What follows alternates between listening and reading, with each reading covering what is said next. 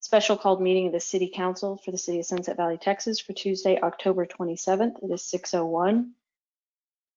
And tonight's special meeting initially was set to be a time certain from 6 to 8, meaning we might not use all of that time, but we would not use more than that 2-hour period for our second sort of roundtable with the council, which is the committee, the advisory committee to our new marketing firm, and doing it this way in part because with all the council members, it requires us to post it as an open meeting, but also to allow the public to attend.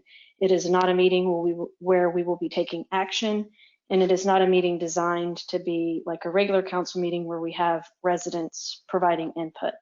That being said, last meeting we did not have that many residents in attendance, and so certainly council members, if there's somebody that you specifically want to call to for input, by all means, just let me know so that we can let them speak. Council members, what I will do here in a minute is unmute all of the council members so that you can speak freely with the marketing firm. I would ask that if you're not speaking, mute yourself so that we don't get background noise from your side of wherever you're officing from this evening. And Sylvia, do we have everybody with wireless? We don't have anybody that's working from City Hall tonight?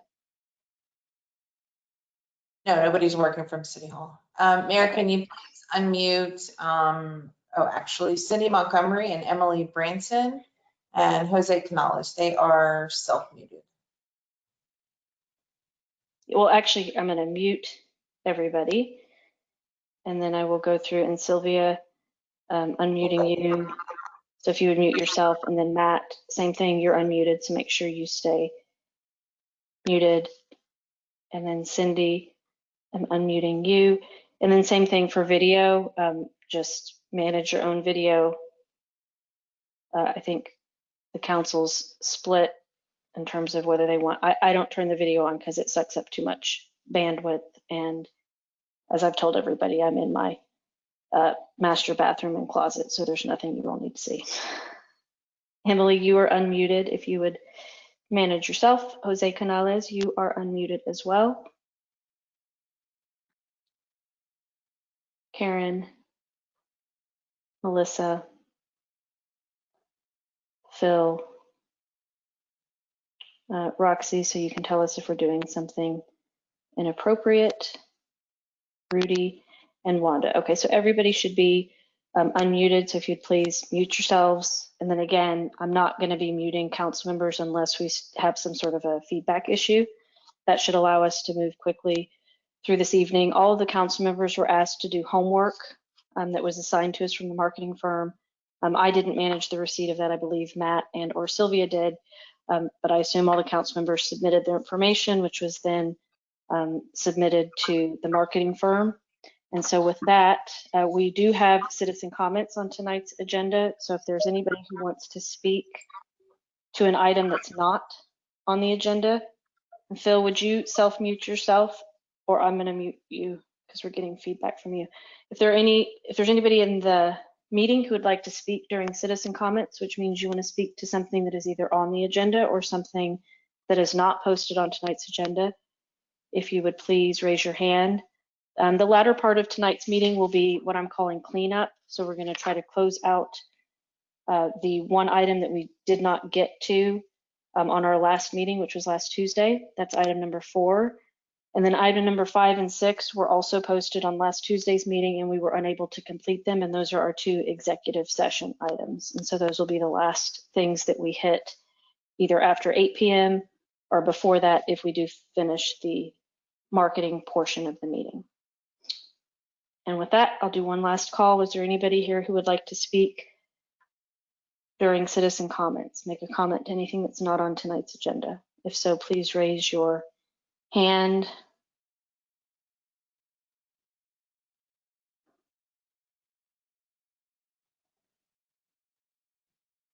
Okay, and so I will move us now to item number 3, presentation and discussion of marketing by Ampersand and Canales with possible action and direction to staff. And I will hand it over to staff and the marketing firm to let us know where they would like to navigate us this evening. Thank you. Thank you, Mayor. The council did work on their homework assignment and submitted their their responses to the questionnaire, which is in front of you. Matt compiled all of the information. We then sent that back to Ampersand, and what Ampersand would like to do today is dive into some of those responses and hopefully gain a little bit more clarity. Emily and Cindy and Jose are self-muted, so if you please unmute yourselves. I will hand it over to Cindy.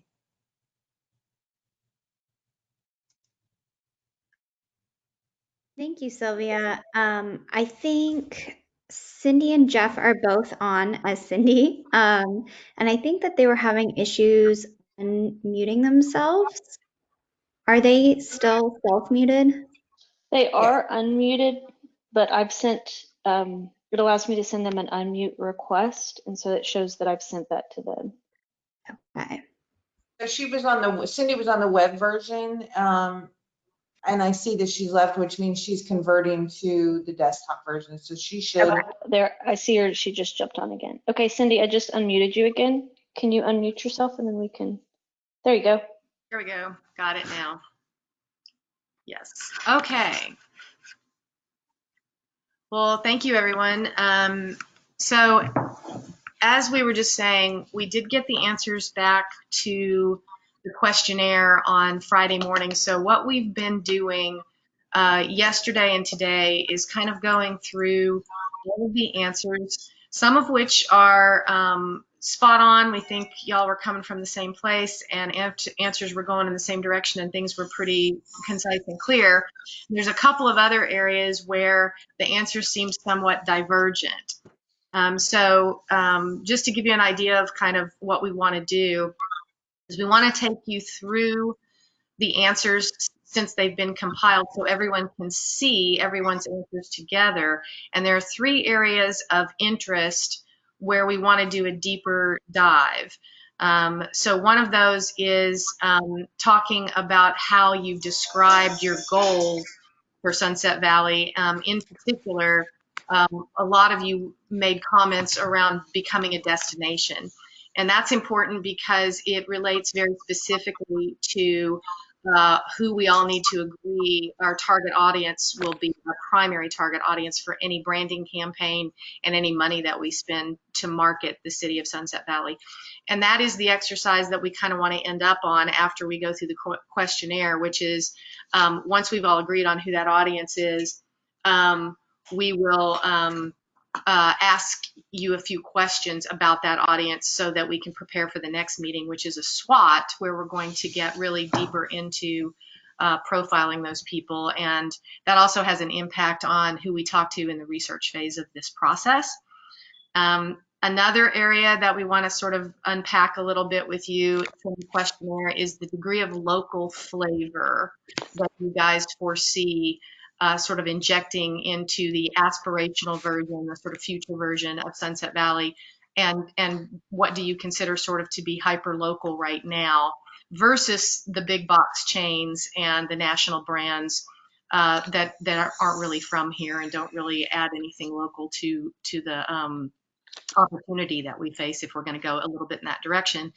And then, like I said, both of those have other questions that come out of that discussion. So real quick, before we dive into the questionnaire, I just wanted to remind everybody of where we are in the Dynamic Insights process. So this is our second meeting. At our last meeting, you guys were given a flow chart and a timeline. And this process unfolds over a approximately 3-month period. We understand that you guys would like to speed things up if that's at all possible, which is something we're more than willing to do, and we can revisit that timeline. It just means that we'll need to have these work sessions a little more often and have discussions where we can actually exchange information. And I think Emily's pulling up that flow chart for you here, because there is definitely work that we have to do in between each meeting in order to make the time you've invested meaningful and productive for us. But there, if y'all have forgotten, there is the timeline and the schedule for all the different things that we're doing. we are on track to finish this process in early to mid-January, kick off creative development, and your first ad campaign that we have planned, as this plan currently stands, will be for the spring, for going into, March, April, that kind of thing. So just wanted to reiterate where we are in the process. Okay, if there are no questions about that, I think we can go back to the questionnaire. Is there any way to make what's on the screen a little bit larger? Besides what we do on our own laptop. Okay, great. Perfect.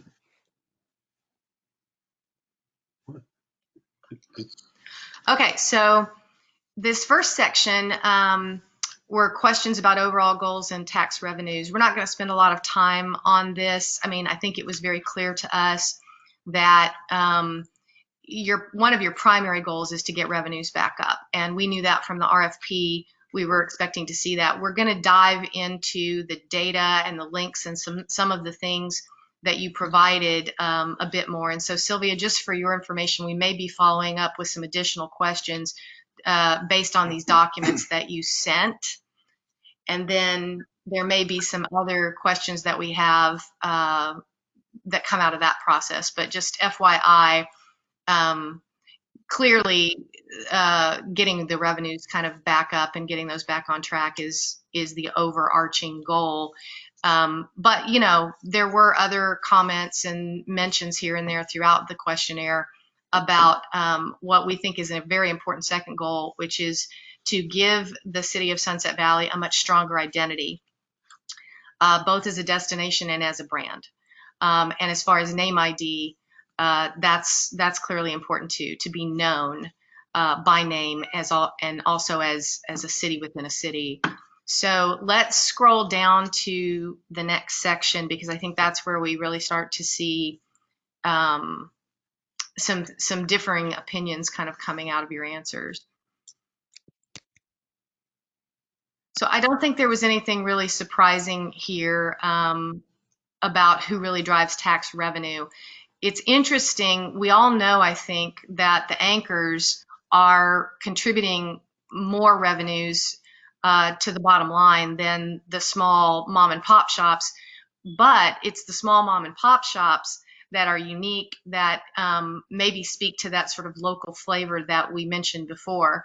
So one of the things that we're going to want to kind of work through in this discussion is where you guys stand on the vision for growing the retail community and attracting more development and even more brands, and how that might actually unfold if we're also trying to create a unique character and or flavor for Sunset Valley, so to speak, because that's not going to come from big box national names. That's going to come from someplace else. So just keep that in mind as we go through this, that we want to talk a little bit about that. Okay, and then if you scroll down a little bit more,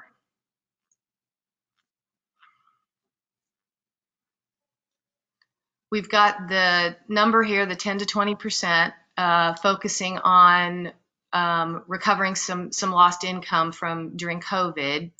Jeff, did you have a question about whether or not that is? Yeah, the revenues are clearly down. So when you say 10 to 20% from what the impact has been from COVID being down, or year over year growth 10 to 20%?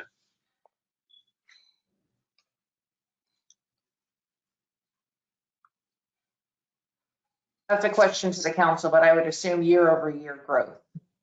Year over year, okay. So we'll probably, in whatever research we do, want to make sure the expectations are realistic. So year over year growth when COVID is still in effect is probably going to be a tad tough. But clearly we understand what your goals are. Mm-hmm. So this is Karen. Your question was over the next 12 months. So when I answered it, it was related to the next 12 months in the recovery of COVID.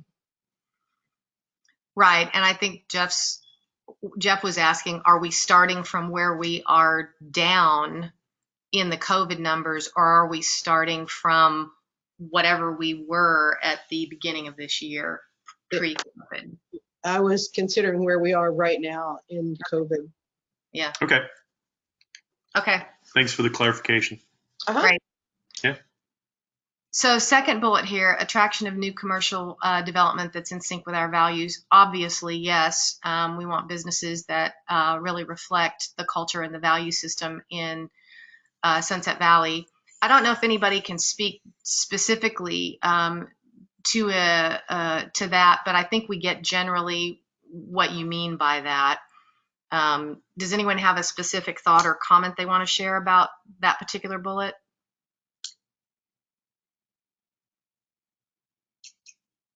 These are questions to the council, and I believe the mayor has unmuted you all.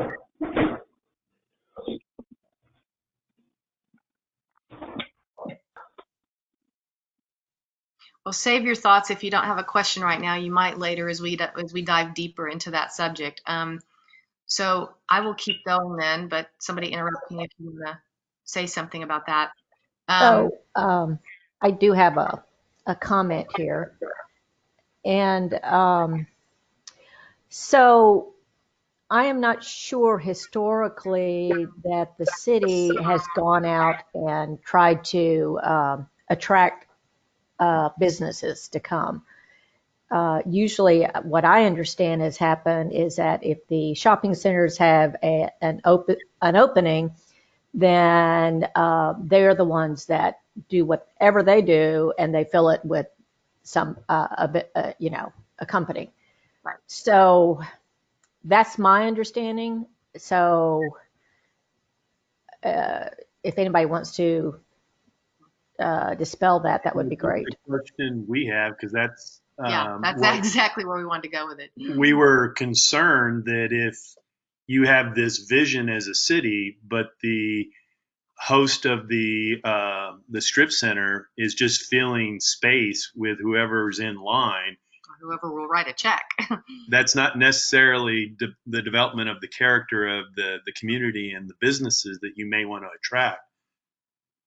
I guess our question would be, do you have any input on any level, or is that strictly the developer's decision about who they target, to take up space and sign a lease? It's the developer's decision within the parameters of the zoning ordinance in terms of uses.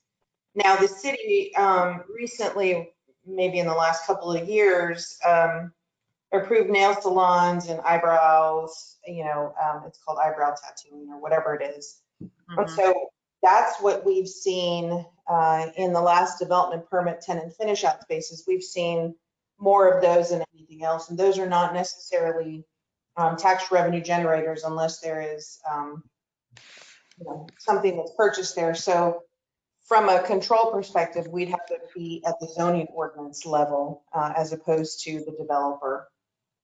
And Cindy, where I would add to that, just based on having been here a little bit longer, is when Nordstrom Rack came in, council did have to act swiftly, and they did, which was very helpful to us being able to retain them as a tenant, and it had to do with signage.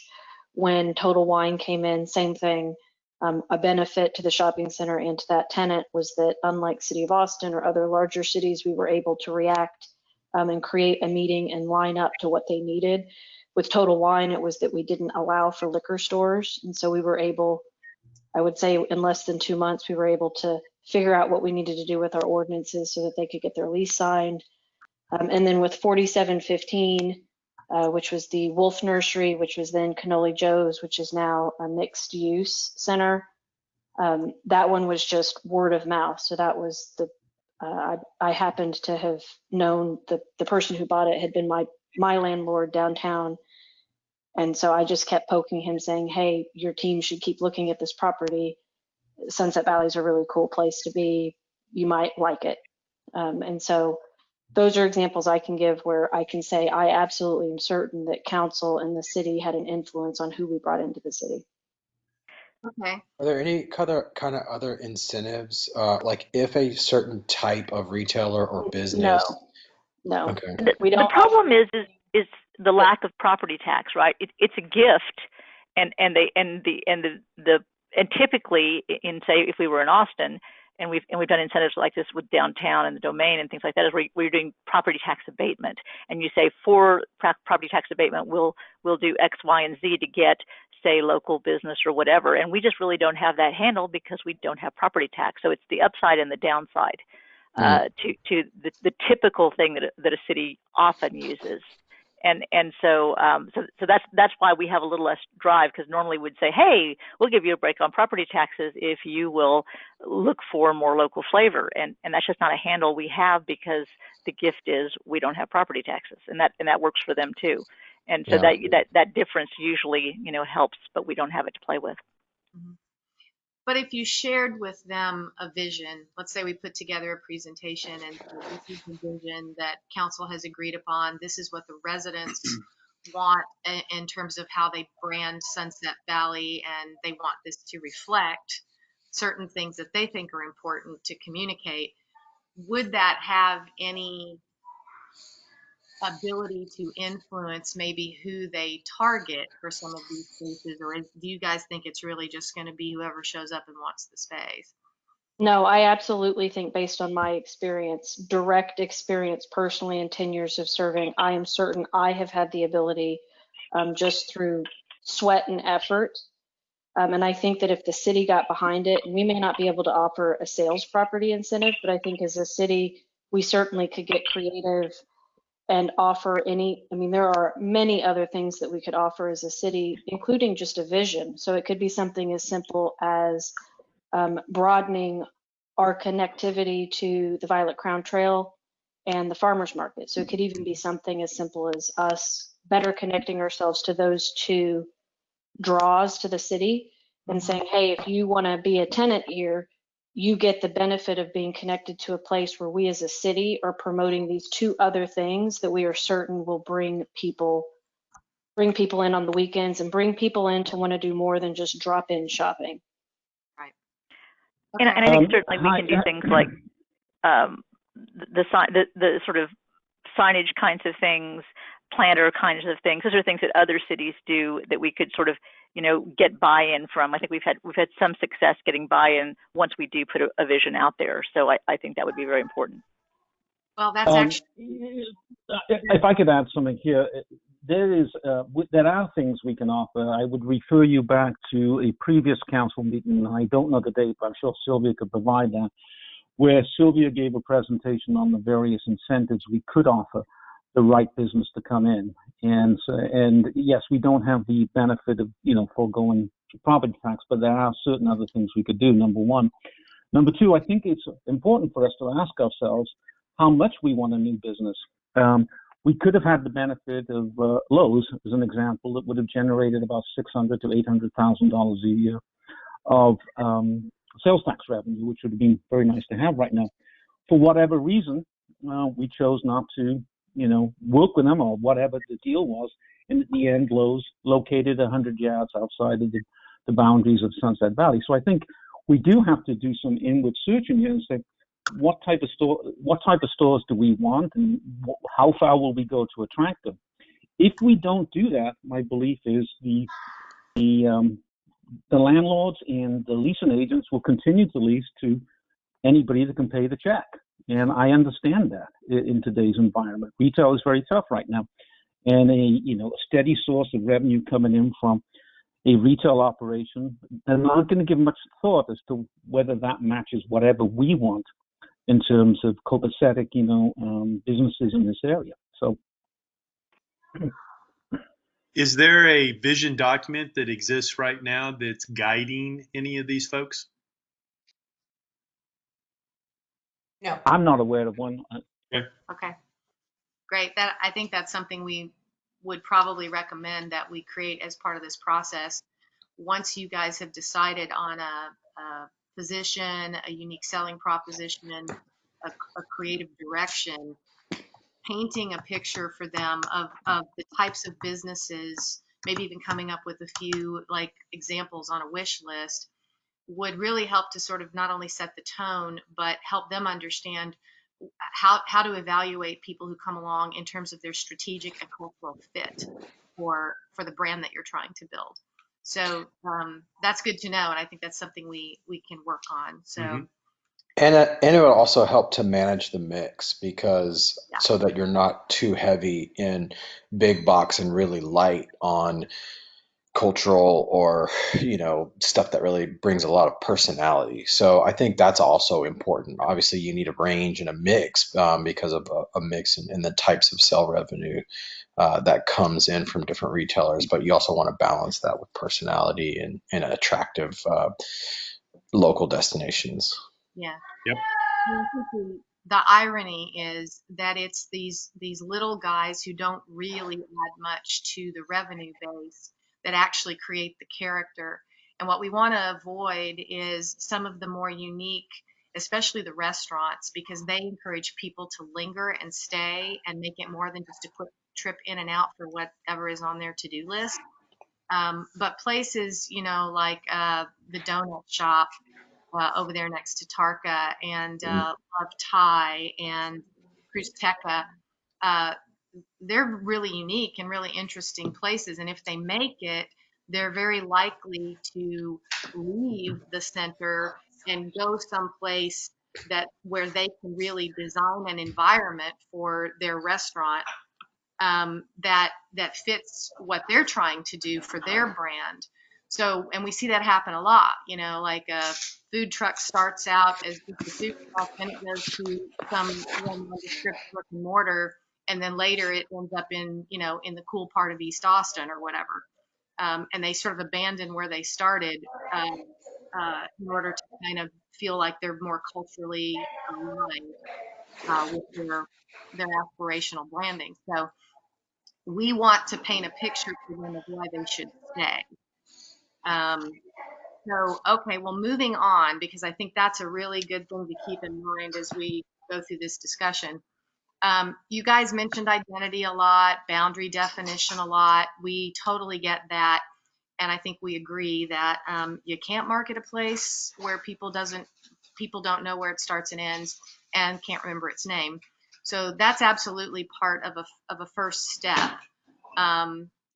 Some of the questions we probably have about that, which I don't know if you want to spend time on it here or not, have more to do with does that come out of a marketing budget, a construction budget, or are there things that the developers in the retail complexes actually need to be talked into paying for? And it may be, the answer may be that it's a mix of all three, but any thoughts there on how that all works in terms of getting some of those physical wayfinding and sort of beautification and markers paid for? My preference would be that we start with the city paying for it so that we're not halting our creativity process by anticipating or expecting people to pay for stuff, especially during the struggles that the retailers are already having. And that's not me saying I'm committing the city's money, but certainly if any of the stakeholders right now are in the best position to be flexible or to creatively go to the public and say, hey, is this something that we want to either budget in this fiscal year, or is it something that we want to budget for in the next fiscal year and make adjustments? That would be my approach. Or even if we could get more creative later, I'd rather incentivize the commercial to contribute or match based on us going to them and saying, here's the vision that our marketing firm has created for us. We can contribute this. Would you all be willing? I think to me that's a much better way to incentivize them to want to potentially buy into something. Yeah, I think a lot of it is just communication. It's just like painting a picture of what the vision is for the retailer so they understand how to evaluate a good fit, and then doing the same thing with the community so they understand what they're investing in and why. So yeah, okay, well that's good. So Cindy, one of the items that we need help on is, yes, we understand we need wayfinding signs. Yes, we understand that we need to point certain things out. It's just agreement on what that looks like, agreement on what the identity of the city is supposed to be. So that's kind of what I thought you guys were going to help drive us toward. Oh, Yes. absolutely. Yeah, that's Yeah. the goal of why we're asking all these questions.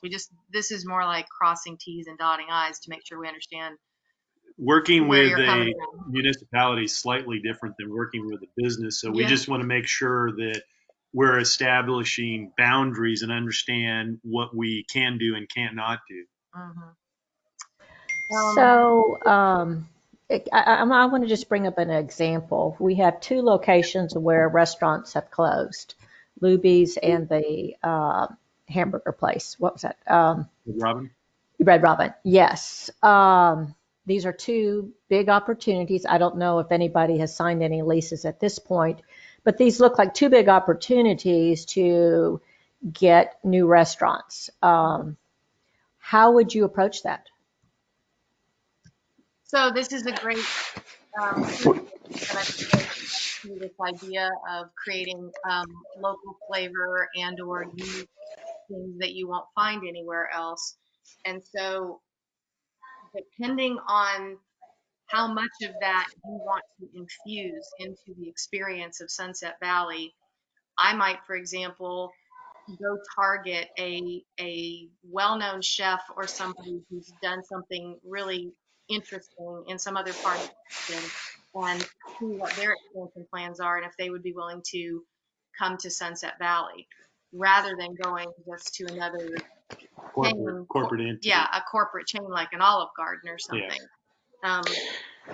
Because long term, I mean, you want one of those places that like will attract a young audience, that will be around for a long time, rather than the big box chains that are kind of already fading as it is, that would typically fill those spaces. And so I would think like a space like that would need to come.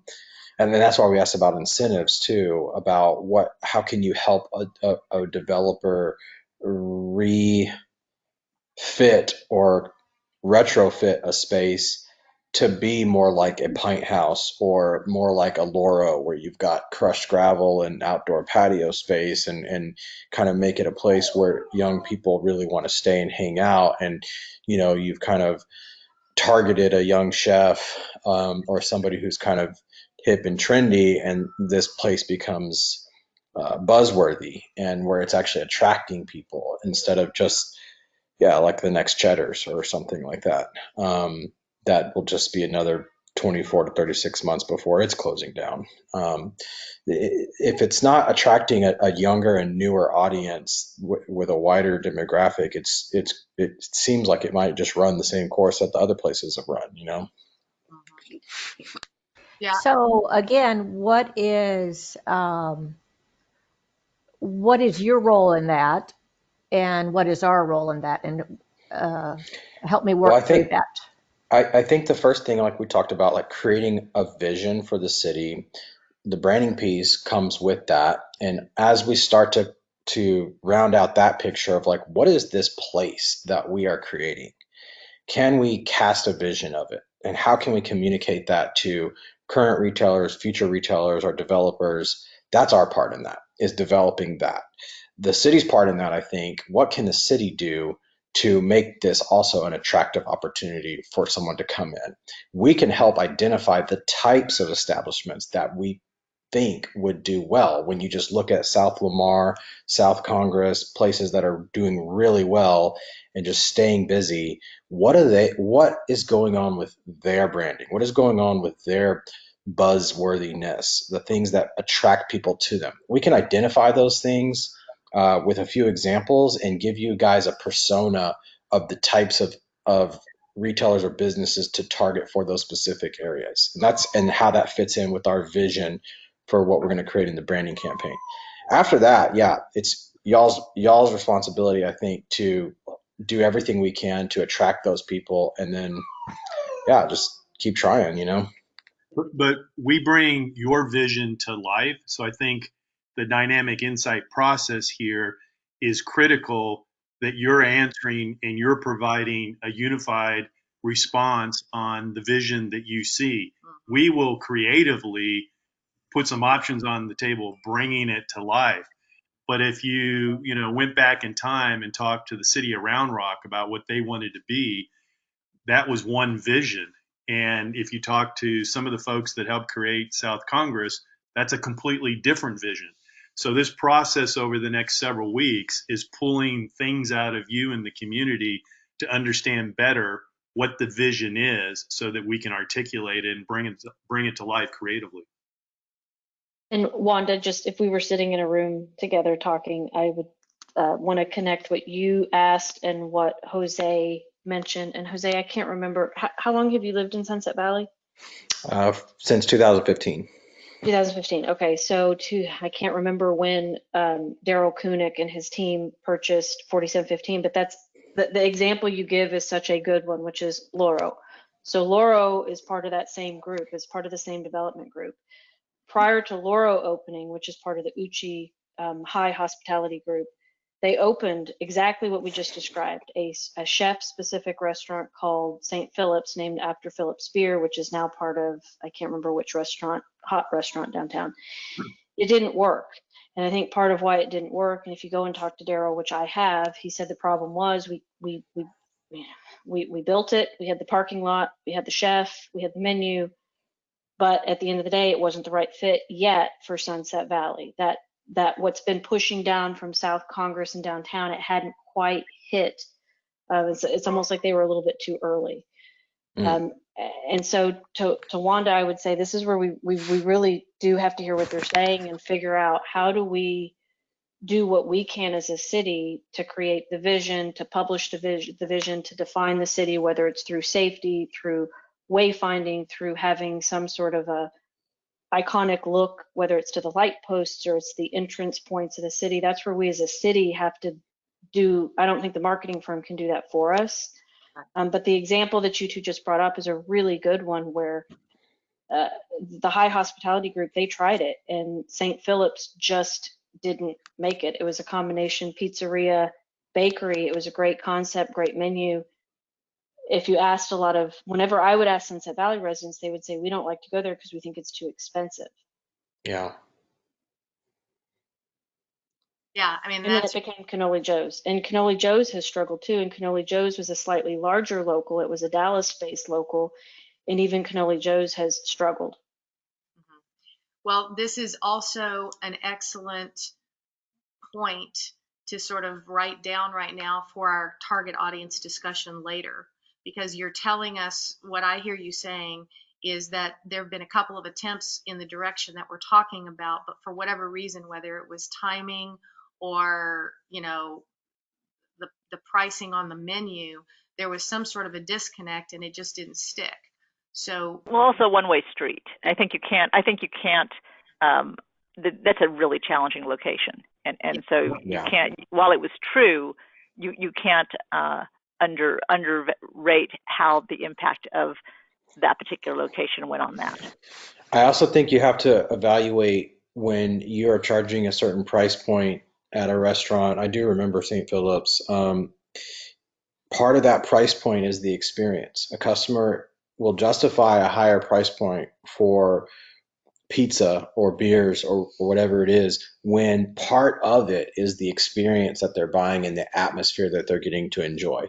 So if we're going to put up something right next to PetSmart or Petco and Schlotsky's, I think those are realistic questions of like how high of a price point can we justify when people are sitting on a patio looking at Petco. And so those are challenges for the space, but you don't have to be expensive to be successful. Like you look at Pint House, that place is constantly packed.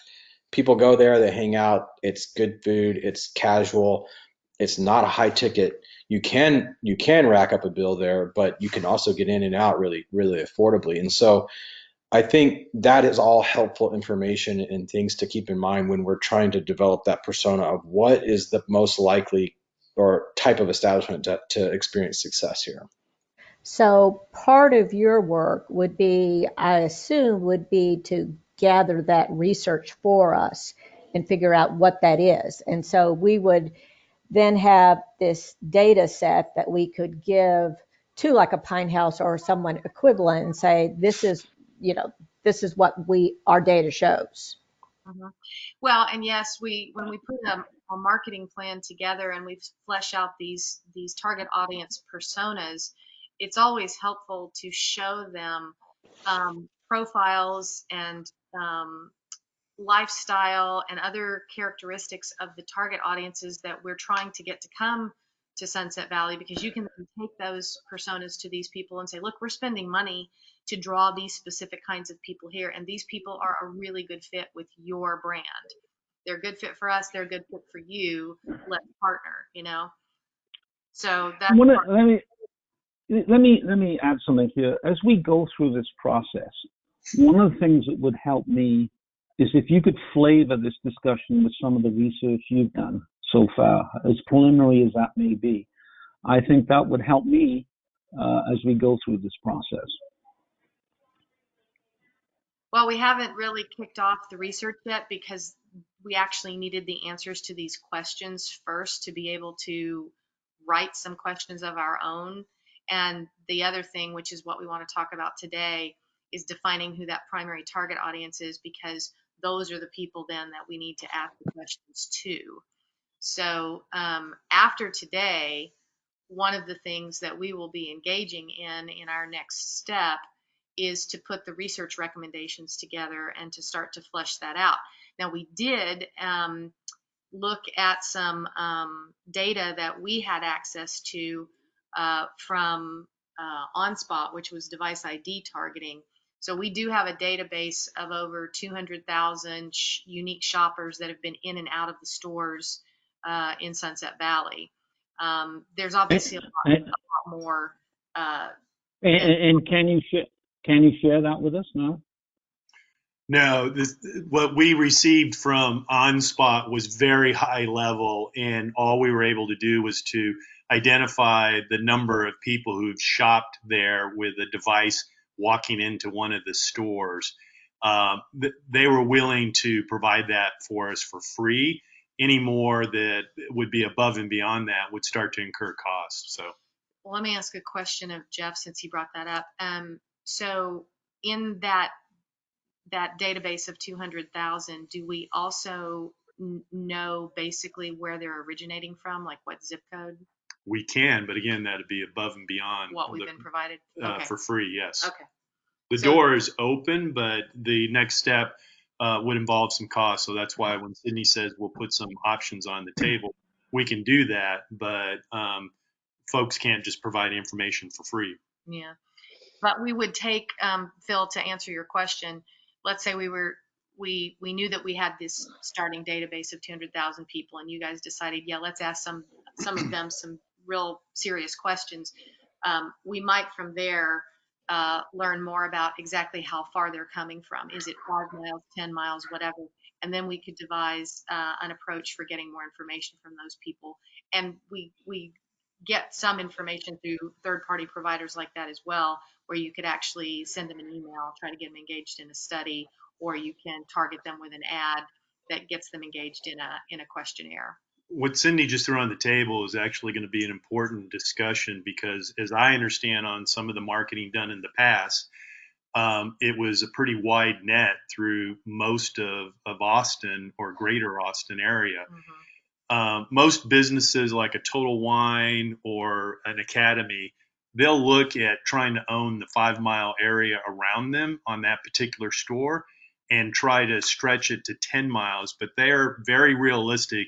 They're not going to get people to travel more than 10 miles unless there's something really unique about that property. So those will be some discussions we'll have with you about starting to define, which geographical areas Sunset Valley can own. You're not going to own Round Rock or North Austin, but you do have some possibilities within the 10 or 15 mile around you.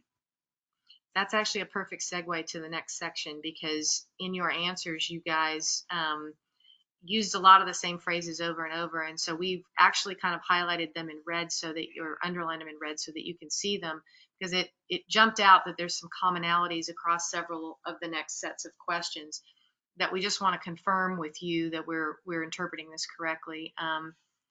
So if we go down to,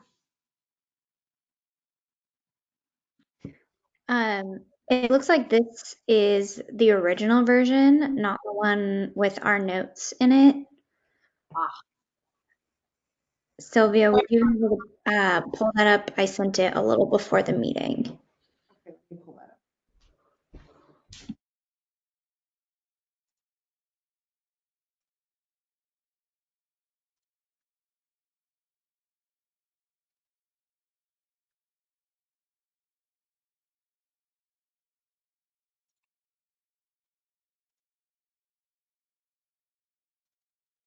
Beautiful. yes, that's it.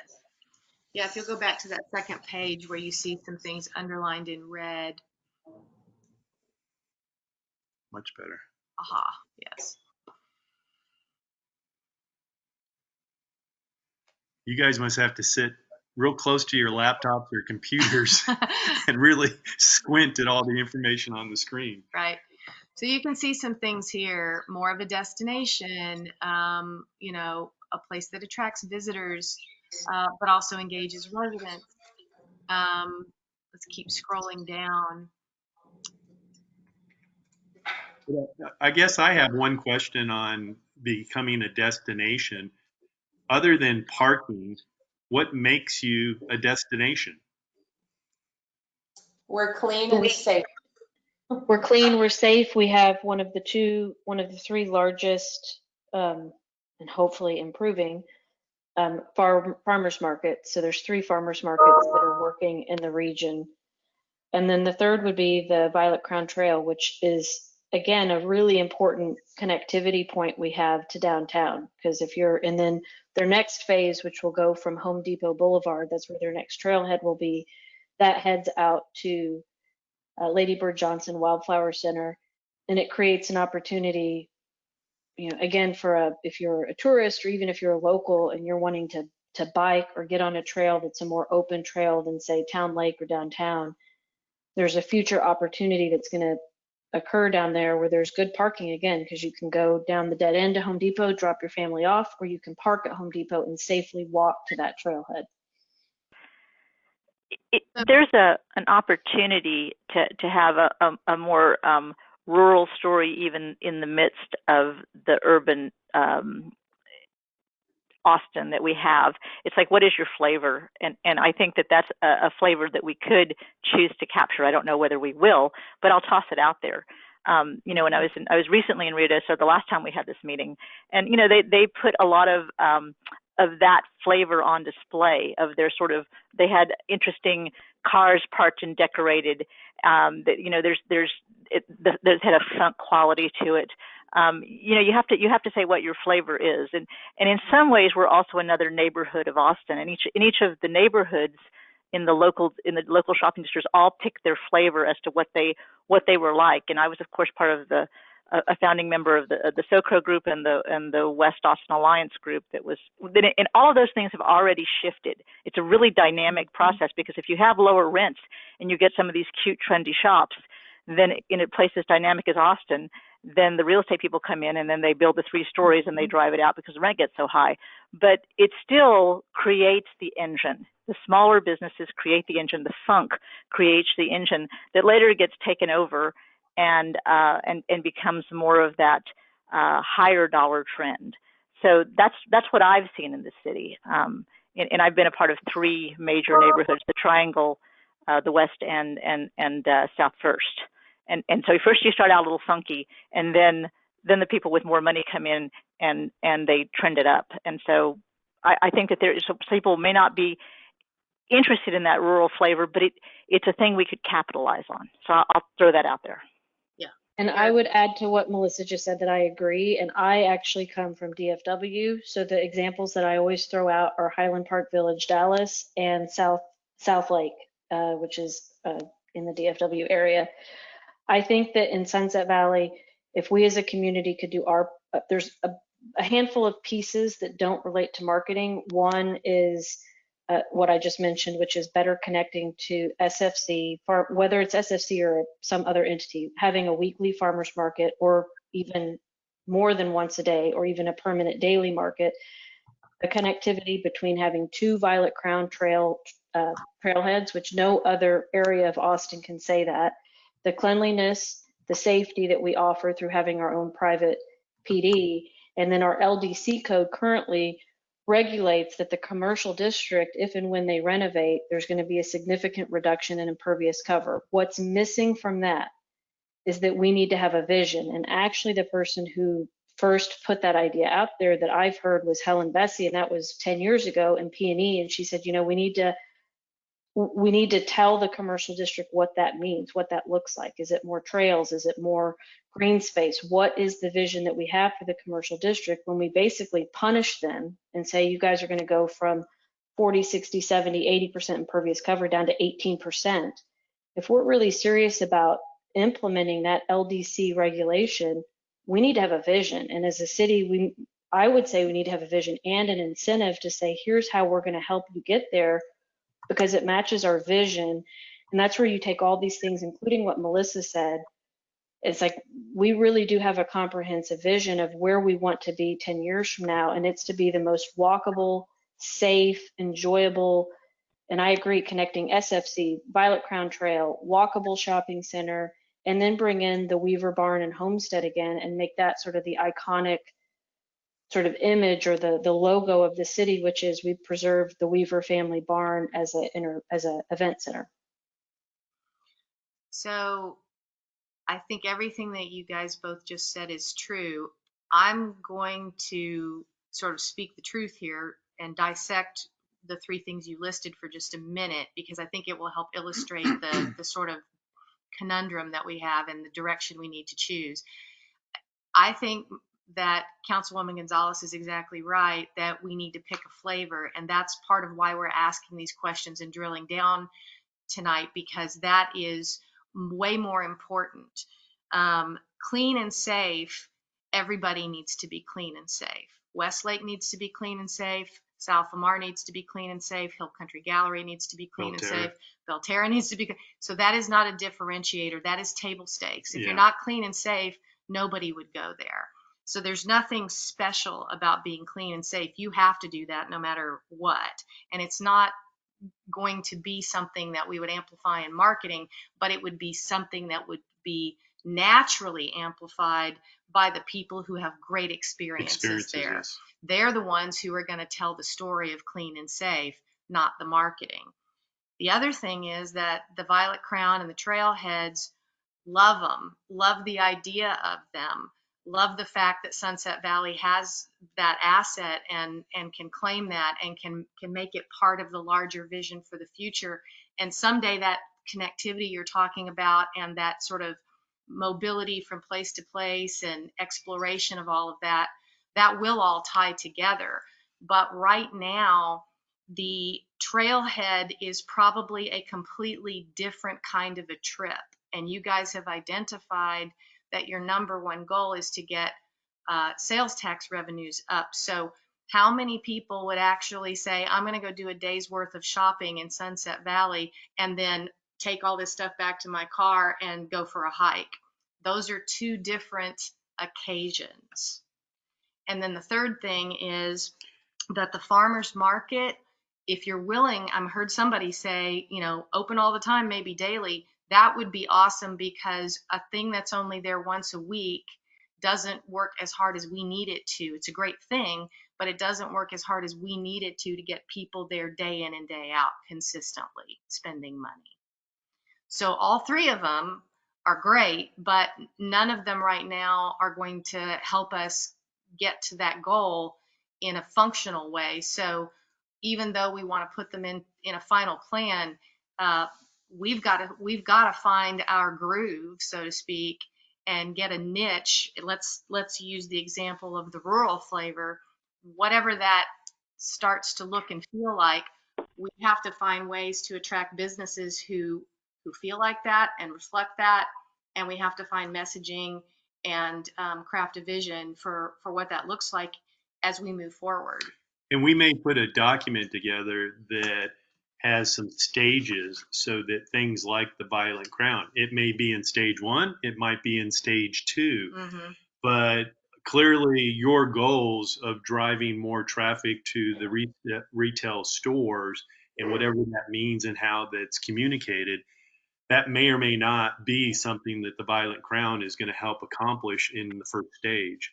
So that's Do where you we're. all know where those two trailheads are? Because I know you guys have done some of your initial research of our city. Are you aware of the exact proximity of those two trailheads? I've actually been down the one behind Specs over there. Right. Mhm. So right there, you have an existing audience where, so if you sat there with a ticker on a Saturday, you would see anywhere 50 to 200. We're getting people who come and park at Specs. They go to the trailhead. They then come back to their car. I want to capture those people. I want them to eat and shop while they're already parked in our city. That underpass, to the issue of cleanliness and safety, if you go one underpass left or right, up or down Brody, it's a night and day stark difference in terms of, especially if you're on bike or foot. Our underpass, you can get under without having to see the porta potty, the showers, the tents, all of what you see if you even go just one intersection up to Westgate. I do agree it's phasing, but in the short term, we do have assets in our city that we can market and leverage. And yes, you're correct. Violet Crown Trail, the next phase for Home Depot hasn't happened yet, but there's one trailhead in one phase that we're already missing an opportunity to capture those potential shoppers. I think in terms of unique things that we could do some kind of really cool. I was putting out a bench campaign that I don't think got to the corporate group here, but I think a lot of people would be willing to sponsor if we came out with an iconic sunset bench, especially because there's some that are just incredible views of the sunset and the sunrise in Sunset Valley. And we could tell stories about that, because I think there's a real good reason we're called Sunset Valley is that we really do have extraordinary views of the sunrise and the sunset. And I was just thinking that, you know, if we put iconic benches everywhere, that would start doing things. If we started telling stories, and they're just funky little stories that we did in our wayfinding, that we made our trails more interesting, that would start to create flavor. If we put you know, sunset trash cans and all kinds of things like that, those are the kinds of things that I think would make people walk in. I have acres and acres of film showing that in different cities, and I think that's a thing that we need in our vision. When we pick that and we pick that kind of iconic look, then I think we can start to make more of a destination, because all those other things that the mayor is talking about are true of us. But the flavor is the thing that I think we're talking about tonight. And the sun has a lot of energy, and it's already tied to our name. So I think that should be a big piece of what we're doing in our picture. And I'm not the only person who said that. I've had other residents say that. Yeah. And I don't mean to imply that those three things, being, you know, clean and safe and the trailheads and the farmers market, aren't important. They're definitely important to put somewhere in there, but none of them are the big idea. No, I agree with you. Yeah, none of them are the big idea. They're just sort of the supporting evidence. And Right. part of the conversations, I missed who was just speaking, but I think it might have been Melissa. We were in total agreement over the last 4 to 8 hours as we've had discussions, establishing markers and whatever that means, Yeah. whether it's benches or some kind of signage in really cool and flavorful ways that defines the community. That starts to help people. Oh, that's Sunset Valley. That place is pretty cool. We need to pick the flavor and then express the flavor it's through art direction, because even though we may have to start small with banners and signs and benches and things, it adds up. It adds up to a funk or a feel or a vibe or whatever you want to call it. But collectively, if we can cast that vision right, then every choice that's made needs to fit that vision in a thoughtful way. And Sunset Valley needs to get credit for it. I think that's the one thing, if and when research is done and however it's done, people outside of your actual community that shop in your community may not know you as Sunset Valley. Yeah. Let's keep So how does that happen? Because we had a banner campaign, for example, and you know, it turned into the biggest ascension I've ever had to work with in the community. So who makes the decision on the benches? Who makes those kind of funky decisions? Is it the council? Is it the community? Is it, because this community is very involved? How do you guys help drive that conversation? Well, hey, you're the leadership of the community, so the ball will probably always be put back in your lap. But what we bring to the table will be two things: a strategic framework. That's the big goal of what Dynamic Insight is all about. And then the second, creative options. And so both the strategic framework and the creative options will be put on the table, and you, as leaders of the community, will help make some decisions. And part of the process here could be how much the community will participate, how much you guys will make decisions. That's really always going to continue to come back to you. It'll also be easier, Sylvia, I think, in this exercise because, like Jeff said, the creative options will be there. So the casting a vision piece will be easier for stakeholders to see and imagine and give a thumbs up or thumbs down, or pick a list of initiatives to tackle year 1, year 2, etc. Yeah. Exactly. Yeah. We'll help narrow the focus, but there will be focus that some choices that have to be decided upon. Yeah, I mean, and it's a very common thing for us to create what we call inspiration boards. So once we have some basic elements in place for art direction, we can say, look, here's some examples of things that really feel right with this direction. And we've worked with all kinds of clients who they sometimes go out and commission a piece, or they sometimes will have a specific thing that they've identified. Maybe it's a color that they want to repeat over and over and over. Or maybe they've got an existing building that they know needs a refresh, and they start picking materials to just kind of reface it, like the facade, and then they repeat those themes from those materials in other places around the development. And this doesn't happen in a vacuum. That's why this questionnaire began the process and why we're having the discussion tonight. We're taking extensive notes, and we're going to be spending time in the community. Yeah. And we will be looking over all the data that is sent and provided to us, so that what we come up with, and Jose works with us on, is going to be unique to Sunset Valley, not just us going off and creating something and bringing it back. Well, I'm looking at the time. I want to leave time at the end of this for the target audience discussion. So if you guys don't mind, let's scroll down a little more here. I just want to show you some more things, because I think by the end of this next section on the next page,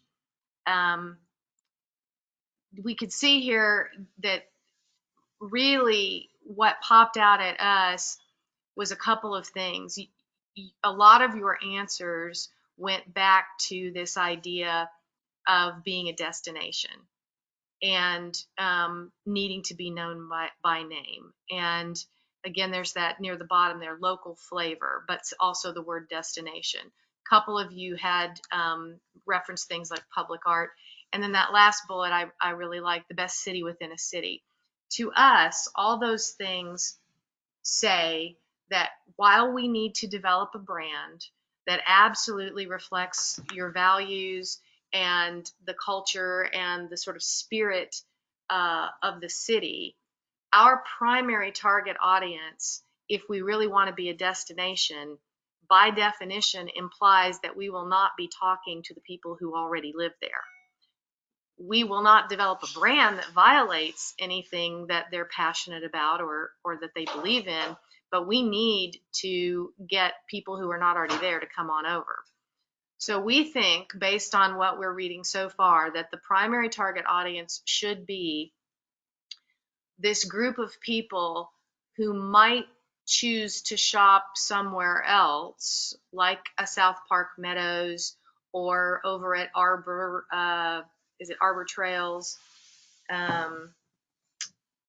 William Cannon and Mopac, or at South Lamar and Loop 360. People who are going there, or even to Westlake, are probably our primary target Well, audience. let me add one small nuance. It's not just conversion of those people. It's people that do shop in your community that may be frequent shoppers, but they are 3, 4, 5 times over a 6-month process, and we want to increase their frequency in your community. That's what local flavor and character does. It attracts those people to come back repeatedly.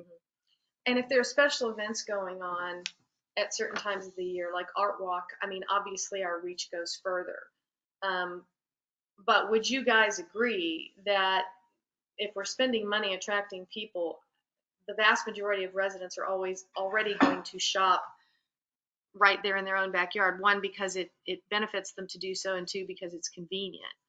So if we can define a geography, then the next thing we'll need to do is define the sort of ideal shopper, so to speak, within that geography. Any thoughts there? This is Karen. I would say you're correct. 650, I think, what is our residents? 650 residents. We couldn't possibly support 3 shopping centers, 4 shopping centers actually, and businesses within them to the extent that it would bring in the sales tax that we are looking for. So we have to target outside of our residents with a consensus that, or building that consensus, our community, that we do want to be a place where, and let's answer that question. There's 2 things I think I'm hearing here. One is increasing the retail center activity, but also bringing people into the community that make this that sticky place where people want to hang out, which, you know, filters into the retail partners and the restaurants and all of those things. And that city within a city, I think, is really critical because Austin is internationally known. People come here for events in Austin from all over the world. How do we, if I'm coming from outside of Austin to an event in Austin, and I'm looking at the cool things to do in and around Austin, what is it that would make me want to say, oh, I need to make sure I go to Sunset Valley and get a selfie here? You know, those kinds of things that bring in people that are already coming to our surrounding area. And Pine House isn't that far away. How do we get that here?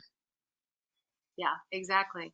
And if you think about it, at the corner of 5th and Lamar, there is a giant ATX that is an iconic spot for selfies in Austin. It's in the parking lot of the Whole Foods right there. I mean, a lot of people want to go see the Whole Foods because it's HQ, right? It's Whole Foods started here. But it's not one of the big things that the city advertises. And yet I guarantee you, if you were there right now, sitting at that light in your car, you'd see people out there taking pictures right now, climbing on that thing. Exactly. Like Joe's Coffee. Exactly. Every single neighborhood that has something like that, that's really successful, it generally has some place like that people come to take pictures. And it's a mural, it's a sculpture, it's usually a mural in this town, but there's also sculptures. But that is the kind of thing that I think we could invest in as a city that would help.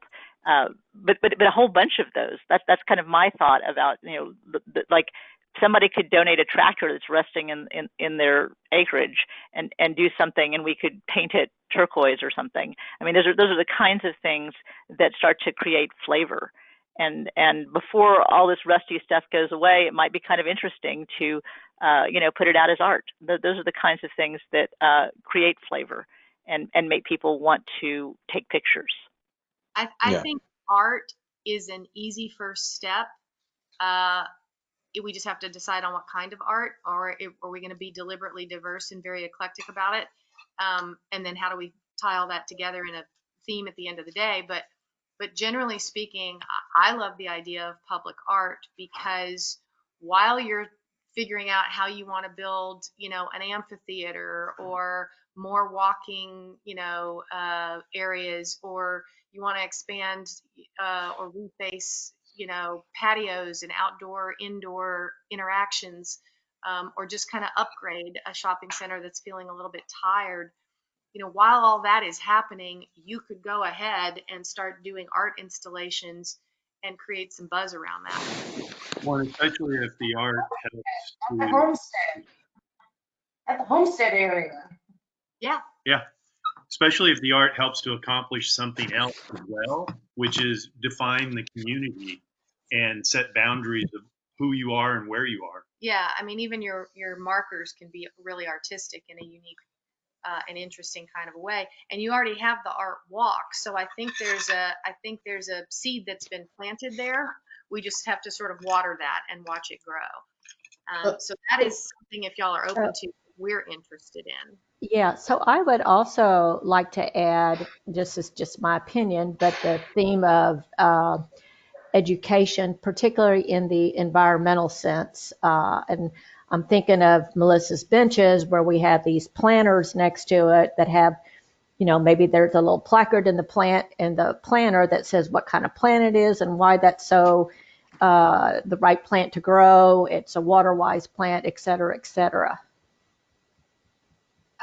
Great idea. That's a great idea, because I do think that another theme that jumped out at us, and this is a hard one to figure out how to market, because we were actually asking Jose earlier today, we're like, hey, I get that the Violet Crown Trail, is something that we need to market, and we need to let people know that you can pick it up right here in Sunset Valley, and that there are other things to do after you've walked the trail, and, stick around. But some of these other trails that take people through the residents' backyard. They go through your homes. Yeah, I don't know that the residents are going to be happy about marketing those trails. That's like a perk if you live there, but I don't know that it's something that we can. And that's we where don't want Cindy, that. you guys, We don't yeah, want that. Cindy, that's where you guys should do your homework. You really should spend time educating yourself on the Violet Crown Trail I've contributed 10 years of sincere sweat and tears to that organization. Our city has strategically constructed that trail to go from the 290 trailhead to the Specs parking lot, under our safe underpass, down Brody Lane to Home Depot. So it is strategically set up. If we could go down the path similar to what Melissa said, as other people have suggested, if we could create something that really tells people the entrance to the city is Brody Lane, not the neighborhoods, not City Hall, not behind City Hall. We have actually done some of that work. And another idea that was suggested, I can't remember who to credit for this, but they said, what if we had something that was iconic on the sidewalk along Brody Lane? So, it's not a beautiful trail, it's a concrete trail, it's an urban trail, it's a shopping trail. But what if we had something that made people, again, as we're pulling tourists in, you can't tell a tourist come to Sunset Valley because we have a Kohl's. That's not going to work. So what if we had something that made you want to come into Sunset Valley, even if it was just for a few minutes, and it related to those two trailheads, again, the Violet Crown Trail system. Yeah. And something that hasn't come up tonight too is AISD. And so I want to make sure we don't miss them as a stakeholder, because they bring a huge amount of traffic, diverse traffic, parents, children, families. So we also need to always sort of be conscious of Burger Stadium is not just a football stadium. That's a property that AISD considers very valuable to them as well. And so there's a future development that will occur on that property. And we want to make sure to not miss that as an opportunity to also capture the people that are there on Friday nights, on weekends, for whether it's band rehearsals, band competitions, other types of competitions, weekend events, weekend sporting events.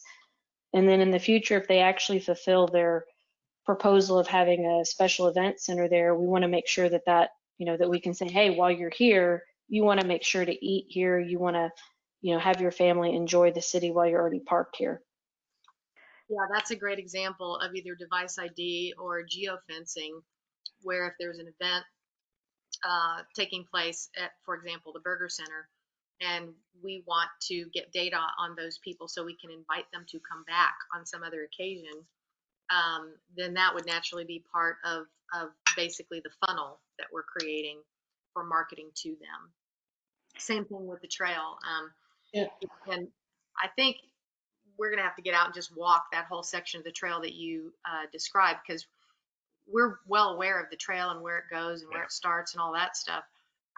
But it's so invisible from the typical routes that people take through Sunset Valley that I just don't think people understand. We're not connecting the dots. Yeah, they're not connecting the dots. But I don't think people understand how deliberate you guys have been with this. And unless you bring it to life in some way, or have people who've walked that section of it start advocating that and promoting that and telling their stories, which could be part of this.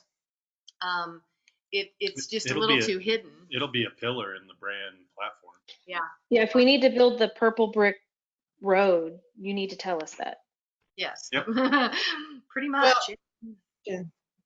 One thing, this is Karen again. One thing, yes, we do have the annual. Oops, can you hear me? Yep. Yes. Oh, sorry. We do have the annual Art Fest. That's was in its 13th year until it got canceled due to COVID for the next last year and this year or next year. So that is one of our big events. One of the other things that we did, the Arts Commission did a while ago, quite a few years now, is we put out a call for maquettes. People used to only know Sunset Valley by the donkeys that were at the farm on the corner of Brody Lane and 290. Oh, Sunset Valley, that's where the donkeys are. So there are 2 maquettes that we do have at City Hall of donkeys that could be that art similar to the mermaids and, you know, the hippos in Hutto and the boots in Wimberley. And so that was one idea that we started down and it just never went anywhere. So they still are there and used. Well, I've been playing around with some ideas like that too, Karen. And I remember growing up as a kid, I grew up in Oak Hill and just always driving down Brody and seeing the Longhorns that they used to have there, right where Tarka and Doc's backyard is. And it's just crazy to be reminded on how much the area has changed. True. Yeah. But those could be whatever they are, donkeys, longhorns, some kind of art marker that could be designating the entrance point for a city. And focusing, I think a point you brought up that's really important is supposed to focus on those urban trails, not the trails behind the neighborhoods. Yep. And those trails go from Westgate all the way to the shopping center on Brody and around the shopping center and over to Violet Crown. And so those, and there is a sidewalk on 290 in front of 4715 where the Stout House is. Yep. Yeah, I think we're gonna have to sort of separate the more public from the more private trails in the process. But what you guys are clearly saying, and we've seen it pop up in some of your answers, is that there is a very eco-friendly, sustainable, natural environment here that you want to point out to people.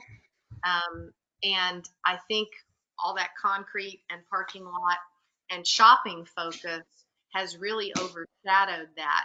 So it's a real pleasure to the people who live there because they've discovered it. A lot of other people who just pass through, I don't think they've discovered any of that yet. No, it'd be interesting to see the number of shoppers and repeat shoppers to your community. How many of them are folks who hike on the Violent Crown? Yeah, or even know anything about it. Yeah.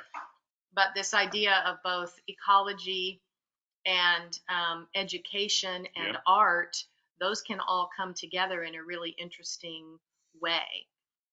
Because it's, I mean, goodness, that's what we do for a living, right? I mean, if we can't come up with an artistic expression of all of this, then, shame on us. But at the end of the day, adding an element of education to it and intrigue to it, not just visual, but informational, that would be kind of cool. So this is very helpful because I've seen you give us these answers. I've heard you talk about these things before, but it's starting to gel, so to speak, as a potential thing to elevate in branding. Not the individual pieces, but collectively, Yes. what do they mean? Yep. Okay, well, let's keep scrolling down. Can I just toss out that I don't really think we have a good logo. And as a person who actually got a fair amount of money just selling my logo, I really would love to see you guys develop a good logo for this city, because being able to plaster an excellent logo all over our place would, just like Ruidoso had that. They just, and theirs was just script, but it really looked good. But being able to have a Sunset Valley logo that really was something worth really looking at, that would be extraordinary, in my opinion. Okay, I'll get out of the way now. Because we spent some time driving around and taking photos of your different banners and signage, and they almost seem to be different and compete with one another. I think that's an excellent. This is Phil. Before we leave the subject of data, can I just share with you some thoughts here? Let me tie this together with the discussion at the very beginning about our sales tax revenue. It's interesting to point out that let's forget what has happened during the COVID situation. For the 5 years leading up to that, we had essentially no growth in our sales tax revenue. It was stagnant, or let me use a more friendly phrase, it was consistent. And during that phase, the surrounding areas, Austin and our surrounding areas, probably had some of the biggest growth percentages that they've seen in a long time, or will see. And in terms of research, I would like, where are they shopping instead of coming to us? I would love to know why people go to South Park Meadows instead of coming to us. Why people are no longer coming from Dripping Springs to us. Why people may have come from Lakeway here and no longer coming here from Lakeway. I think that's vitally important. And it hit home with me in a very personal manner, and it was shocking. I looked to buy a piece of property on Brody, just south of Harper's Ferry. So from where I live on Oakdale, it's about a mile and a half. I didn't buy the property, but I got the flyer on it. And at the end of the flyer, the real estate agent had written, one of the key advantages to this property was convenient access to South Park Meadows, which is not as convenient as our stores and shops here up in Sunset Valley. So any research I would like to focus on the people, why they're choosing not to come here. Sure. And I think that's very important for us to we have the same stores by and large as South Park Meadows. We have the same, vanilla stores. We probably have more unique stores than they do, I think. I don't know. Yet that's growing, and we're not. Yeah, South Park Meadows, I think, is 2 or 3 times larger than you. Yeah, they have a movie theater. They've done some things with some of their restaurant locations, like there's a rose there on the end. Yeah, we've had a couple clients in that facility, and it's really significantly large. Yeah, and they did some interesting things for them, like the Little Wood Rose. It's a very large club, but there's a big indoor-outdoor area that kind of seamlessly melds into this sort of little forested land, very nicely landscaped thing with fire pits and all of that. It's still part of Little Wood Rose. It's not a separate thing that's just part of the development that anybody can walk up to, and it's fenced in, and it's got, so they've done some unique things for some of their anchors, that I think we should talk about, because any future development, I think you'd want to look at it a little bit differently today than maybe the way things were kind of considered in the development past. That's also part of what I was talking about, managing the mix, and kind of looking at our competitors and seeing, what they have to offer, comparing that to what we have to offer. And then, where are our weak spots? Where are our strengths? And managing the mix in that manner. Yeah. But Philip, the research I think will be fascinating, because I think it's likely to show convenience, number one, and then number two, the range of choices of retail options. Yeah. I'm going to just toss out that, because this comment gets made about comparing a static 1 mile city to areas that are significantly larger. So your redevelopment is driving other numbers when we're not going to really have that option. Right. And until we and when we do redevelop, then the type of redevelopment that you're talking about, if you even decide to go that route, is something far more akin to the Triangle than it is to South Yep. Park. Yeah. And you really have to have that sense of scale as we talk about this. Otherwise, you're saying, well, why can't we be something that's 5 or 10 times our size when we are always going to be our size? So I think that it's good to have reasonable expectations about what's possible within the land. And even within the Triangle, when I was on the charrette that helped develop that, people are going to tend to overdevelop, and which is what I told the developer. And so we need to be realistic about what the possibilities are, and then what our growth expectations can be within that, especially if we're considering our impervious cover. So those are just, it's good to have realistic expectations about what's possible. Yes. And what we're willing to do. So I'm just going to step away from this. We get back to the topic. Yeah, I guess I'm just more optimistic around potential than that thing. Well, I would say that we should embrace our smallness. Yeah. This is potentially a different way of looking at supply and demand. We want people to discover Sunset Valley. We want those people who discover it to cherish it and tell their closest friends, hey, there's this great little place. And we want to kind of create this sense of I've found a hidden gem, but we don't want that to be a secret. So we've got to embrace the smallness of it, while at the same time making people feel like it's not going to be crowded. There's going to be plenty of interesting things to do, places to walk. And so, yeah, that balance between what is retail development and what is like community space. And the mix, as Jose said over and Yeah. over, I think that's so critical, given that you do have limitations on size. And so your mixture and the vision you paint to attract those businesses, that to me is critical. Yeah. So this next section here, I'm not going to go into a lot of detail, but it seemed to us that overall, a lot of the things listed here are things that you guys know because you live there and you're very close to it. And these are a lot of things that you as residents and leadership would really value and cherish about the community. But not all of the things on this list would necessarily be equally important to shoppers, people who are just kind of coming and going to shop. So we think we probably need to flesh this out a little bit more. We can do it in another discussion, but we need to sort of come up with a unique selling proposition, or at least begin to bullet point some things that might go into the development of that really speaks to shoppers who are coming and going. So that stuff in the middle there, ease of parking, access to the stores, and convenience, obviously that's a given. That works for the shoppers. The cleanliness, the safetiness, the other things we talked about earlier, that's important to the shoppers.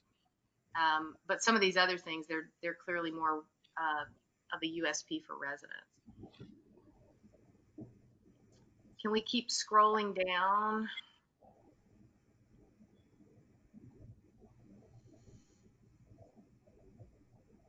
Sylvia, are you driving?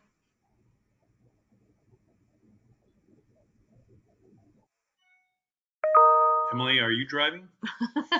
Is anyone driving? There we are. Okay.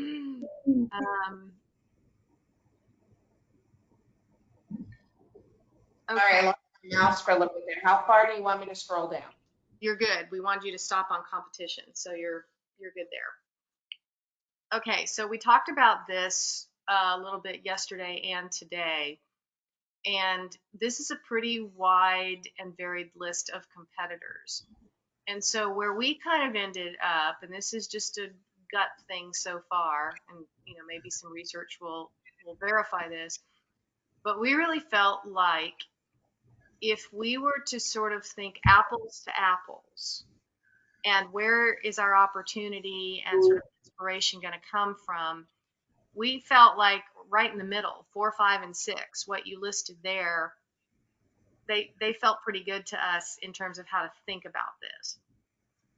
So like Walmart and Target, for example, yes, we get why those are competitors. And if they're, you know, if you're lucky enough that they fall in your taxing district, then great, you know, Yahoo in the Champaign, right? But if they don't, that's sort of like comparing an apple to a kumquat. It's like, you know, they're wherever they are, they're going to get business. Well, and also it'll be interesting to see how many shared shoppers you have with folks that live within 10 miles that shop at the Walmart and Target near 290 and Mopac, and then come on over to Brody Lane to shop for other things. Yeah. And we can do our homework and see what the potential is to convert people who might be going to South Park Meadows to come over into our direction instead. But it seemed like just apples to apples, city to city, Westlake was sort of the closest thing to what we're probably competing with for the Sunset Valley brand. And then in terms of types of stores and nice shopping experience and close by, we thought Brody Oaks at South Lamar and Arbor Trails, more Arbor Trails than Brody Oaks because Brody Oaks is older, a little more tired. That those were very what's the right word here? Right size, right? They're kind of like right location, right size, right. There's a couple things that feel right about them. The Domain feels a little bit too far north out of our reach. We get why they obviously are a great destination. And so if you look at it from the destination marketing point of view, if we could ever create something like that, then yes, people would drive a lot further to come to Sunset Valley, like they do, you know, to go to the Domain. The rest of it, Belterra, people are going to shop at Belterra who live in Belterra if they've got just convenience. Yeah, it's strictly convenience. So anyway, I don't know that you know that we have a question here. Is there something? I guess I wanted to know and understand better why South Park Meadows is number one for right. you guys. Because I'm just guessing they have 2 or 3 times the number of stores and retail outlets, and that variety is going to attract people. But also, it seems like it's close to 10 to 15 miles away from you all, or is it closer? I think It's one because thing we started to drain then.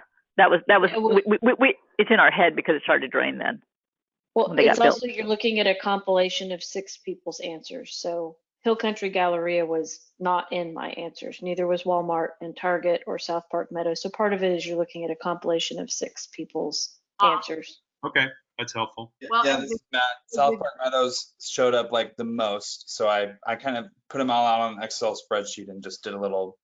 So this is, you know, that's the best I could do to compile it and let me add to that, mad props to Matt, because nobody wants the job that Matt had, which was to try to compile all 6 of our answers into something you guys could digest. So thank you, Matt. Well, then let me ask it a different way. Is what Cindy said, 4, 5, and 6, do those communities or those locations make some sense as your most immediate competitors? None of those were on my list. And why weren't they? What, you want the truth? I don't want to compete with those 3. I'm sorry? I said I don't want to compete with those 3. I want to be the next Domain. I want to be the next place that people, when they discard the shopping center that was, I want us to be the one they come to. So that's great, but is that something that's going to happen by next spring or 3 years from now or 5 years from now? Well, I would admit that I'm deliriously ambitious, so I can't help that. So Who do As you, I said earlier, I share that ambition, and I think we have to, maybe that's 20 years out, but I think if that's a goal, we have to start the steps to go there. sure. Yeah, And Brody Oak, South Lamar is pretty tired. I mean, they've had last call eking that a single last call and Starbucks pulling them through for probably the last 10 years. So Yeah. no, I don't want to compare myself to them unless we could get last call, which a resident asked me last week. Could we get last call now that they've been saved from bankruptcy? Could we get them to move to Sunset Valley? I think that'd be great. Mm-hmm. I want Pine House. Here, here. I think that I don't want any of these. I'm not modeling. I'd like something distinctive. I don't share either Councilmember Ellis or the mayor's ambition to be the domain. And I think something that changes that, because you're talking about density, and so we're going to have to decide to what our level of density is. And so it's I come from interesting neighborhoods, and I've always positioned myself in interesting neighborhoods. And I think to speak to yours about transition, I think where the mayor and Phil want to get will be where we do go, whether or not I want it or not, just because of the density. But where we start is with the interesting funk. And I think that the rural is an interesting place to hang our hat, literally. And that is what distinguishes us from other, if you even just look at us as a neighborhood in Austin, that's what distinguishes us from other neighborhoods. And I think that's why it's worth capitalizing on. And then whether I want to or not, the development itself will head the direction that the mayor and Phil are talking about, because that's what comes very shortly thereafter every single time I see it in Austin.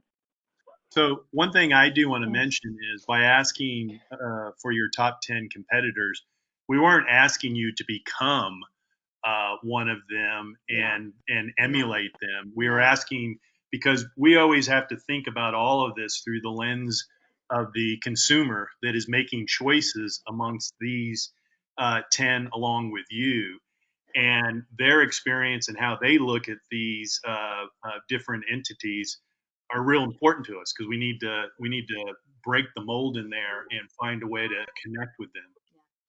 I'm all for utterly unique that reflects the DNA that's already there of Sunset Valley. So I think we probably need to dig into the history a little bit more and see what bubbles up. But there's also this, how do we infuse that DNA into development going forward, or into art going forward, or into wayfinding going forward?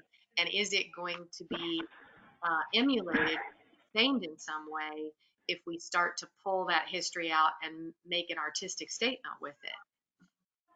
Yeah, and I don't, this is also where you're seeing the difference of who compiled this. I don't want to be the domain. I don't like shopping at the domain. I think it was poorly planned, poorly developed. I think their parking plan was just atrocious. I think the way that they phased out their development, I think actually similar to almost every other mall, I think the first phase of the domain is on its way out. So I in no way think that I want us to be the domain, but your question was, who is your competitor? And I'm placing it as myself. And so also, as we've listened to other people speak tonight, I do recognize I'm unique from other residents, but I have a family. We go out every weekend and we want to go somewhere in Austin and we want to have an experience. Never do we do that in Sunset Valley. As residents, we get on the residential trails. We utilize that almost daily. But on the public side of the city, do we want to go hang out at PetSmart or Red Robin on the weekend? No. Yeah, well. Well, and those are interesting insights, because there is a difference between where people shop and where they go and have experiences. Right. Sometimes they overlap, often they don't. Yeah, and I think it's important to look at when we're looking at how other areas grew. And when I first moved to Sunset Valley 20 some years ago, there was no South Park Meadows, there was no Hill Country Galleria, There was no Arbor Trails. There was no Domain. There was no Balterra. So all of those, we were more convenient to those areas than, but when those areas start to build out, and you mentioned it earlier about the 5 mile, 10-mile radius. Yep. When we're talking about retail sales, and that's what has affected the growth around us. I'm not going to go to Hill Country Galleria to buy my groceries. Nope. Or to buy my wine. They have a Total Wine, but I'm not going to go out there to. Yep. And so when we're looking at sales tax revenues specifically, we need to look at that realistic area. When we're looking at creating something more than that, that's sticky, then we need to look at where can we pull those people from. Yeah, and your description of what happened there is probably the answer to Phil's earlier question about why have revenues been flat for the last 5 years. Or people from Dripping Springs not coming over to. It's pure convenience as they've built Yep. out those areas. If you have the same kind of stores that they have and you're marketing the same brands that they market, they're just going to go to the one that's closer. We live in Dripping Springs, so we've just seen it explode over the last 10 years. Yeah. Okay, well, I think we should just switch gears here at the very end to talk about the target audience profile just a little bit. If you guys could describe the ideal shopper, the ideal visitor, and I mean the one who doesn't come, from Wisconsin, that's visiting Austin and makes Sunset Valley part of their itinerary. They're a secondary or tertiary visitor. I'm talking about the ones who we want to come back 2, 3, 4, 5 times a month if we can get them. What do they look like to you all? And anybody can answer this. I'll just throw out some, age, demographics. Are they families? What do they look like? What kind of stuff do they enjoy in your mind? Do-it-yourselfers, walkers. The two biggest retail in our city is Home Depot and Academy. So walkers and do-it-yourselfers. Age group can be all over the spectrum. I like it. What else? So I don't disagree with Rudy. I would say that's daytime. And then at nighttime, I'd like to see the family who wants to come back to our city. You said 2, 3, 4 times I'd like to see a shopper who wants to spend $1,000 a month in Sunset Valley.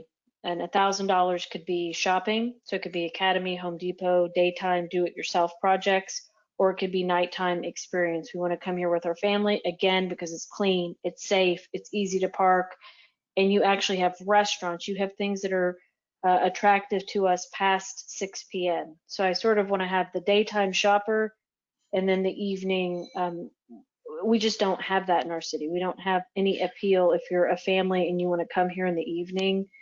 Is there a restaurant or a playground or an experience that would be appealing? And my request would be a family that might be spending as much as $1,000 in our city per month. So do you see those as parents with small children, like kids under the age of 12, people who maybe purchased their first home and they're still kind of, growing their family? So are we talking like young families or all families? Is there a preference? Or And do they live in 5 miles away, 10 miles away, further away? I would say 5 miles away would be my initial goal. But even if we're just looking at the demographics of Sunset Valley, there isn't a house for sale in Sunset Valley under $500,000. An acre goes for $1 million now. So I think we should also be realistic about what dirt and houses are selling for in Sunset Valley. And we should create marketing that appeals to that demographic. The Grange, which just opened on Sunset Trail, and what I anticipate will be higher and very different demographic density going up. And again, not because it's in our city, not because we control it, but it's going to be right along Westgate. And so I would like for us to think ahead and build a shopping center that allows those residents to want to drive and or walk or bike with or without their family, and maybe even multi-generational. So my idea always with Sunset Valley would be it's a city where you can walk to everything you need with your family, including with your grandparents. For small children, that you could come here with, small children could come with their grandparents and have a shopping center where they could walk to all the things they want over a weekend. I really see the downtown shopping area sidewalks transforming to a much more shaded, benched, lit, and lit at a human level place to wander at night with natural downlighting, and it's someplace that is just really enticing to walk in the evening. And I think that especially if we even kind of create a gathering space in there where people can sort of wander and do things. But I think that could really energize people's desire to be here at night and create more of an evening energy. And I mean, it would look good in the day too, but I think that helps to bridge what the mayor is talking about if we create that. And I don't think it's that expensive. I think it would be I think if you guys created an interesting bench, that families would sponsor them. All you do is put a little plate on them and people would buy those benches and stick them out in Sunset Valley. I have every confidence in the city that could happen. Agreed. I think that was great, Melissa. Thank you. And this is Karen. I would like to attract more of the demographic that goes to Laurel. I agree. We're missing that downtown evening vibrancy where people hang out in the evening. That outdoor space for entertainment and libation and good food that's different from a Red Robin and a Longhorn Steakhouse and all of those, standard places that are just all over the place when you're traveling. That uniqueness, Laura, I like going to Laurel because it's cool, it's different. It's not downtown, so you can still somewhat park there, even though it's still a hassle. But those kinds of places that attract that demographic, I think would create a more vibrant evening time in Sunset Valley. Do any exist right now in Sunset Valley? I don't believe so. No. There's Docks, but that's more of a sports bar experience. It does have the kids' playground, but there's really not that cool indoor-outdoor dining experience that I'm aware of. Well, one recently, so I'd like to see what was in the minds of the owners of Easy Tiger. Easy Tiger is a neat place. It's kind of, very popular right now. And they chose to go into Red's, the old Red's place, South Lamar. Yep. The question is, did they consider Sunset Valley at all? That certainly would have been a nice restaurant to have gotten. I think it's would be attract the type of people that would come, shop, eat. Well, I think what Red's has going for it is, and actually this is what I was considering when we on number 4. Like I consider Brody Oaks, like all of that stuff, like Last Call, but I consider South Lamar like Black Sheep, Laurel, Red's, now Easy Tiger. That has all been spreading down. And I think that makes it an easier sell for a place like Easy Tiger to move into Red's. Also, Red's had a beautiful porch overlooking Barton Creek.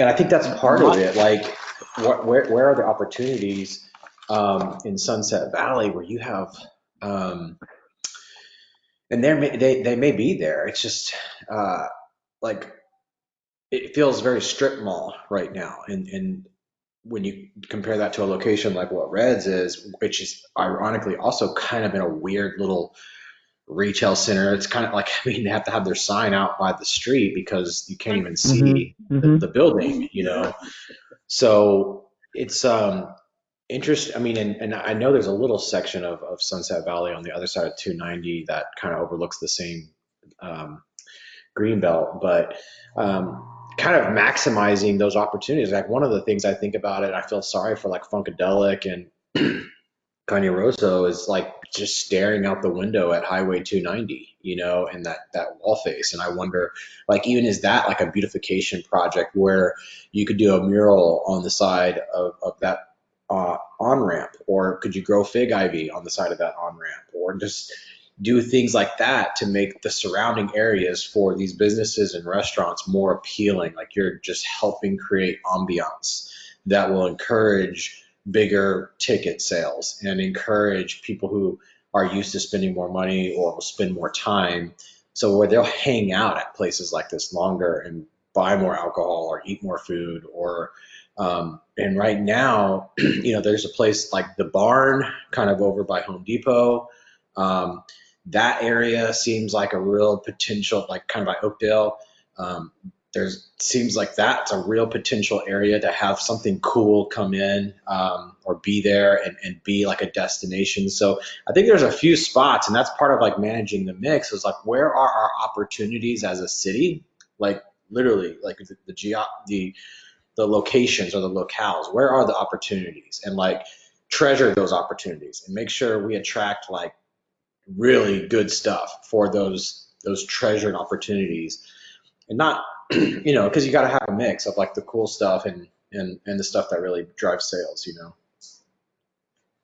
Yeah, because if there were someday a development behind La Madeleine, right, that had, say, a lake kind of thing going on and fountains and Music stage. a music stage and a trail all the way around it, then you could take a restaurant like Cane Rosso, for example, that currently faces a freeway, and have something go into that space that is all oriented toward the better view, right, of the lake or the pond and the trail and the whatever, not facing, a wall or facing something that literally doesn't give people a reason to stay and linger and enjoy it. And you said earlier something about having some of the most beautiful sunsets and sunrises. Well, where are the perfect vantage points for those? I know you guys know because you talked about putting benches there. Yeah, one's on. We have a bench there on Ernest Robles Way. The other one is actually right in front of Barnes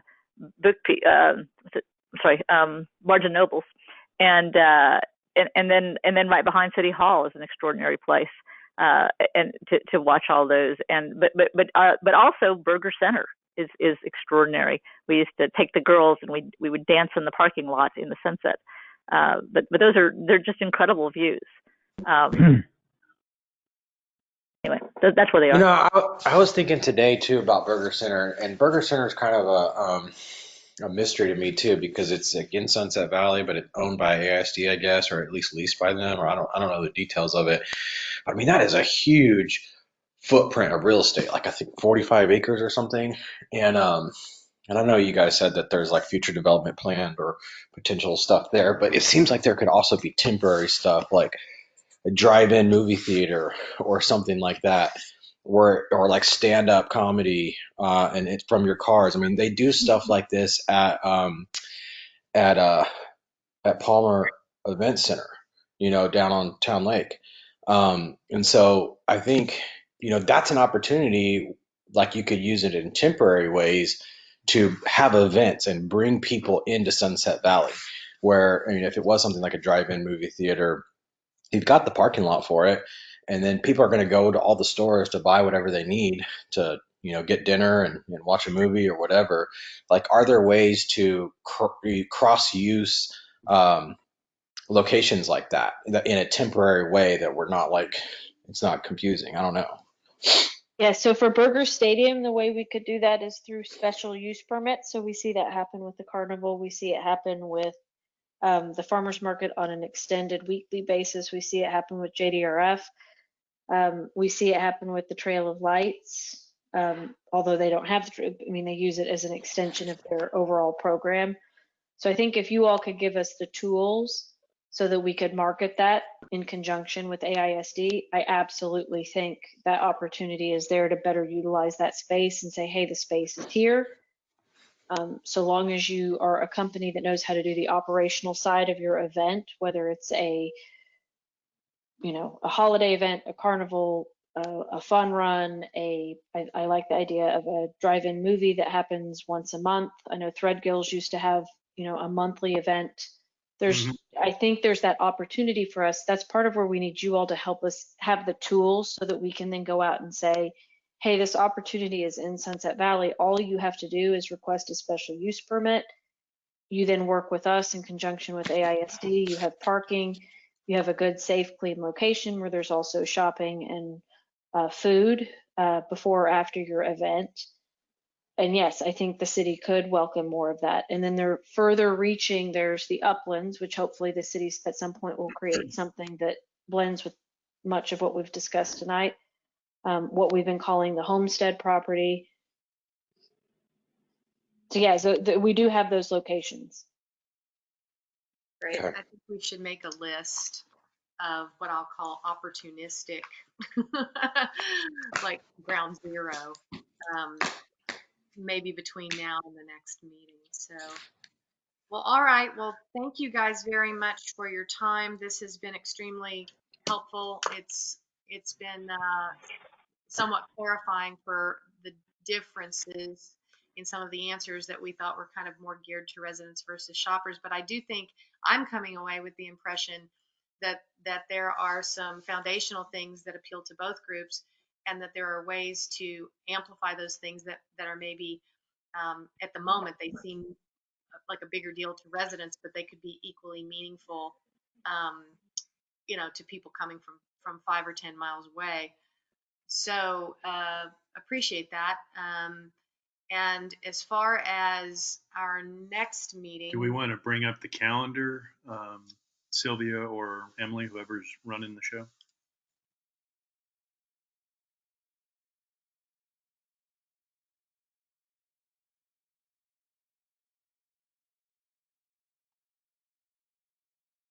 there we go. Oh, it's tiny, but yeah, where are we? Can't quite tell. We are the green meetings?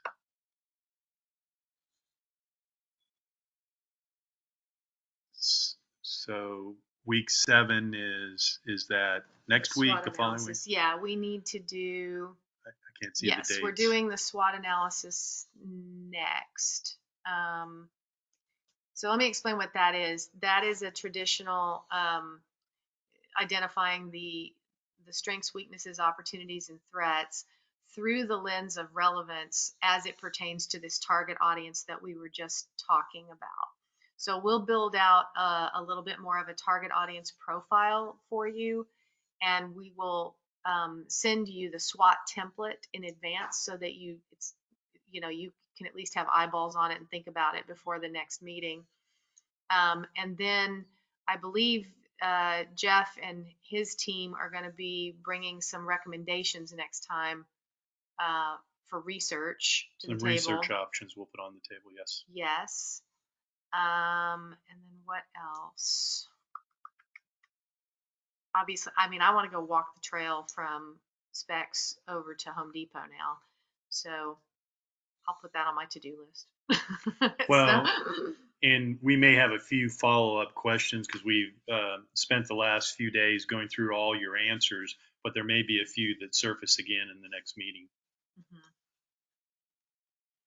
I think this has been excellent, though. We got quite a few things on the table, and I know sometimes we can be challenging, but that's because we find that this process works very well, and it's almost like a crucible. You start to burn off some of the impurities meeting after meeting and start to get to the essence of what's important. Mm-hmm.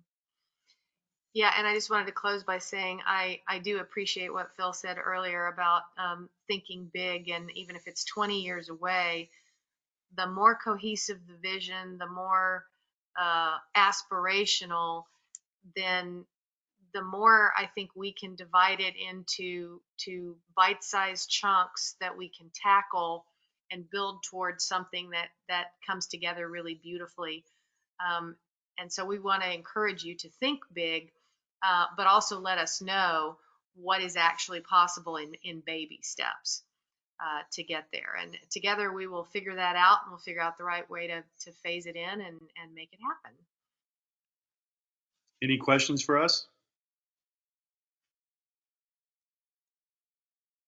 I don't have any. Thank you for having tonight's meeting. And then, of course, as you know, we will be, we're usually very efficient at switching over our council members after the election. So the next meeting, I assume the next meeting that you will have with us, it will be with your new set of elected officials. That's right. We do have an election coming up, don't we? Great. We look forward to it. Okay. And then well, is there any, and so on that note, is there any other homework that you want in anticipation of the next meeting? Is there any homework that you want from either the city or the elected officials or the community? as far as what we're going to do in the next meeting, we'll do the exercise together, but we do want to send you the template to look at in advance, just so you can think about it and maybe come with some ideas, but you don't have to fill anything out on the spot template ahead of time. But like I said, in the next 48 hours after we've digested all of this information, because there's been quite a bit tonight, we may share something with Sylvia that would be small before the next meeting. We're just going to have to spend a little time going through all that was discussed. It might be on the order of some kind of clarification. Yeah. Okay, great. Thank you all for your time tonight. All right. Thank you so much. Thank you. Have a nice evening, everyone. All right. Good night. Thank you. Thank you. Okay, and so for everybody who is on the call on our meeting this evening, I will go ahead, now that we're closing the conference session, I will mute everyone again. And we are now moving to item number 4, which this was an item that we just simply, it was something that staff had worked on throughout the year and we didn't get to it at the last meeting. So this is a presentation on the newly developed city-owned property dashboard with deliberation and possible action. And really the action that myself and staff was looking for this evening was for council and residents to tell us what's missing or what needs to be better honed on this dashboard. And so with that, I will, Sylvia, I'm going to unmute you, and then I'm also going to unmute Carolyn, because I know, Carolyn, you spent a lot of time on this, and I will allow either of you, I'll defer to the two of you as to who wants to do a presentation. This is Carolyn's baby by far. She put a lot of work into it, so I'm going to let Carolyn. So good evening, Mayor and Council. So yes, this is the city-owned property dashboard. If Sylvia can go ahead and click on that link there for me. And you can also go to the homepage of the city's website, and it is on the bottom left-hand side. There is a link to that website, to the website as well. So when you go to the city-owned property dashboard, the first thing you're going to come to is kind of like the home launch screen. And as soon as that shows up, I'll kind of talk a little bit about that. There is a map there, but there's also the links on the right-hand side of the screen are where most of the information is. So here you go. So there's the city-owned property. There's a map. You can kind of click on that if you want to enlarge it to kind of look at these different areas. The property matrix also has live links in it as well. But if you go over to the right, there's like kind of like buttons where you can choose each of the different areas. So Sylvia, if you could go ahead and let's just do the South Hills Conservation Area macro site. It's going to be the third little light blue button down. And when you click on these, it's going to take you to kind of a property kind of data sheet is what it'll take you to.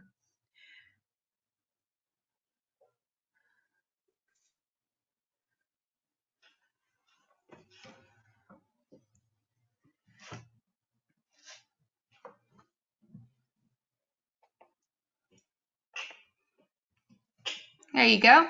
And so this is going to tell you a lot of information about the various pieces of property that make up what we call the South Hills Conservation Area macro site. So it's really going to be about 3 different pieces of property that the city has that over there. making up about 48.5 acres.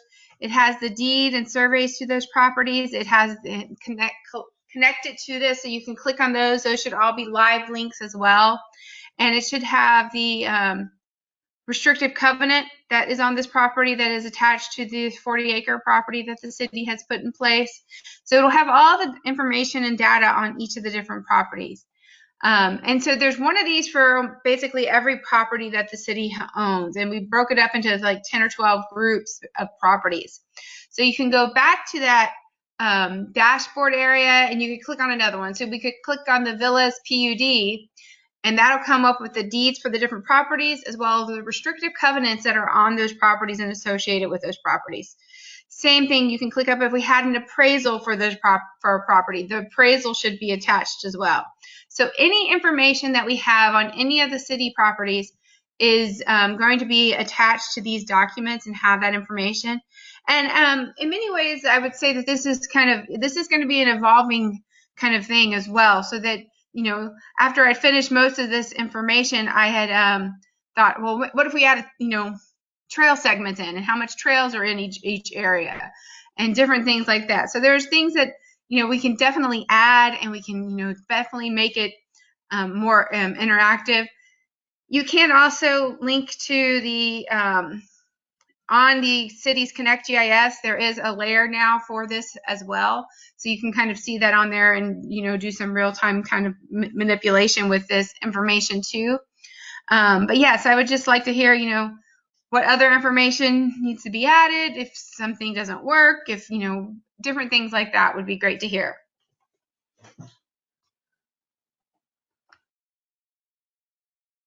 And council members, if you would please raise your hand if you have either questions or comments for Carolyn, or if you have constructive information that you think is missing or that should be edited before she brings this back before the future council. Councilmember Rosengarten. Carolyn, first off, you don't want anyone to tell you that there's something that was missing. That means you did a great job. So I haven't gone through to look for errors, but I just appreciate that this is being done. I wish this would have been available much sooner, because rather than constantly having to ask Clay Collins, it would have been nice to have this where I could go and educate myself on all the land. So this is a great, great plus to have. Thank you. Thank you. Councilmember Medicus. Yes, Mayor, thank you. Carolyn, I wanted to also thank you for putting this together. It's so great to have this all in one place where we can find all of the information that we could possibly want on these different pieces of property. I have gone through some of them, but I really appreciate it being in one central location. Thank you. Thank you. Councilmember Reeds. Yes, I also want to say thank you. Back when I first was elected to council last year, I wanted a map of city properties, and this far, far exceeds what I ever dreamed. And so, Carolyn, thank you so much. Councilmember Ellett. I think it's great. I welcome it. I think it's got a lot of information there. It answers a lot of questions that have come up, certainly over the 2 years I've been on council. And how, for the residents, how would they tap to this? It's on the city website. Yeah, is there a particular tab they would look for or not? Yeah, so if Sylvia goes back to Sylvia, if you just want to go to the website's homepage, there is a basically a button at the bottom of the homepage on the left-hand side that says city-owned property, and you can click on that and it will bring you to this site. I would add to that, and Phil, Councilmember Ellett still has a hot mic, that Carolyn, I do understand you placed it there because nobody told you where to place it. We've never had it before, so we don't know where it should live. So that would be sort of my input for Sylvia, would be, now that we have this, is there a way to better integrate it into the website, even if it's in multiple places? And then is this, it looks like it's currently formatted within our, am I correct, it's in the HTML of our website versus OpenGov, is that correct? Correct. So there's a couple of places to put this on the webpage, but yes, this will be its own storyboard in OpenGov.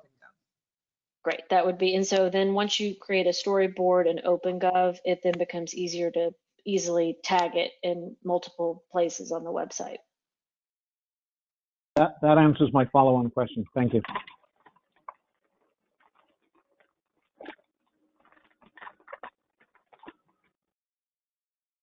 Any other questions or input, or more specifically direction from council as to what you would like to see next with this? Councilmember Gonzalez.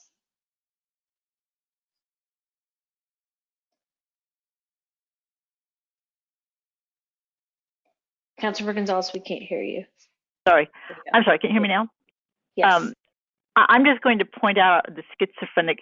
First, I want to thank Carolyn, because certainly it was a lot of work, and it's good work, and it looks good. But I do want to point out the schizophrenic nature of our town, and I do think it's kind of worth noting that if we put all our parkland in there, that it might see an increase in use, and people may have commentary on that. And so I just point that out, not pro or con, other than we certainly have seen a lot of noise from residents when a lot of the city properties behind their personal property get excess use, or what they consider excess use. So I just add that to the conversation with no comment other than there it is.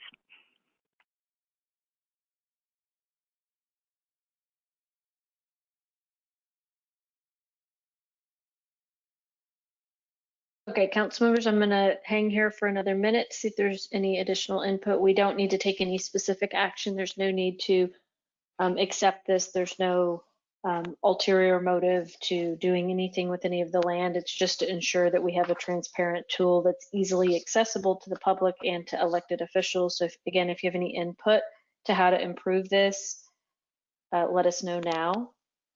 Councilmember Rosengarten. We talked about the Violet Trail, the Violet Crown Trail, and would that be something that would be nice to have on here and do it in violet color?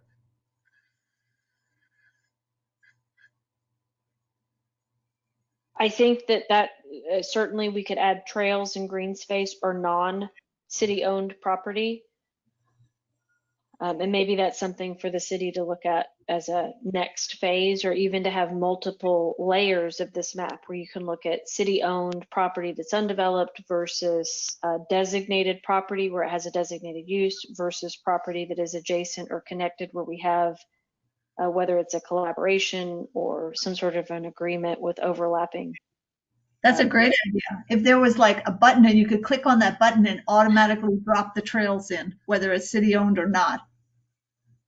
So there you go, Sylvia. We'd like multiple layers next. Thank you for the we love this, and we're ready to now make it more complicated, which I think is great. Yes, that's who we are. Let's do a second map with just the trails.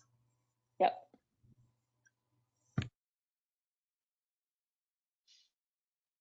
Sylvia, do you want to say anything to that?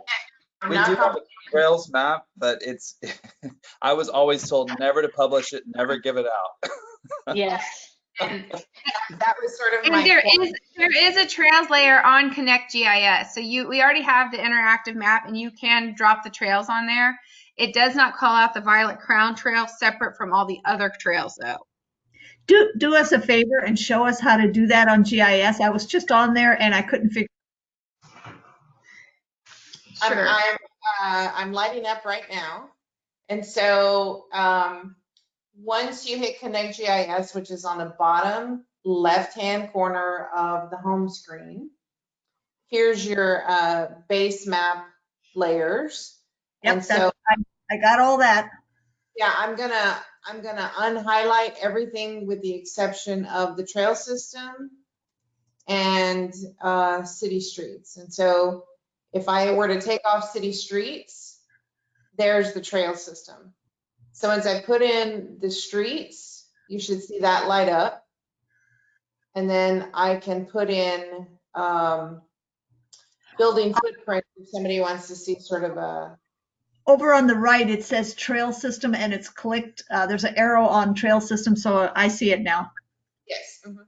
Base map. Yeah, and Sylvia, to what Councilmember Rosengarten is saying, wouldn't it be nice, and maybe not even this map, but if you took the orange and the red trails out and you had a deep purple trail that really clearly highlighted the Violet Crown Trail, not just through Sunset Valley, but how it connects to downtown and then also eventually out through its next phase. That would be a nice layer to have on top of that map that Carolyn just showed us. Yes, this Connect GIS map has not been updated in several years. So one of the things Carolyn and I were talking about is one, getting the more recent information, and then any changes that need to be done to the base map. And so layers and different colors and things like that, we're at that opportunity right now. Council members, do we have any additional comments from you? And then I'll move to the two citizens that have comments, and then we will move into our executive session. Are there any additional council comments?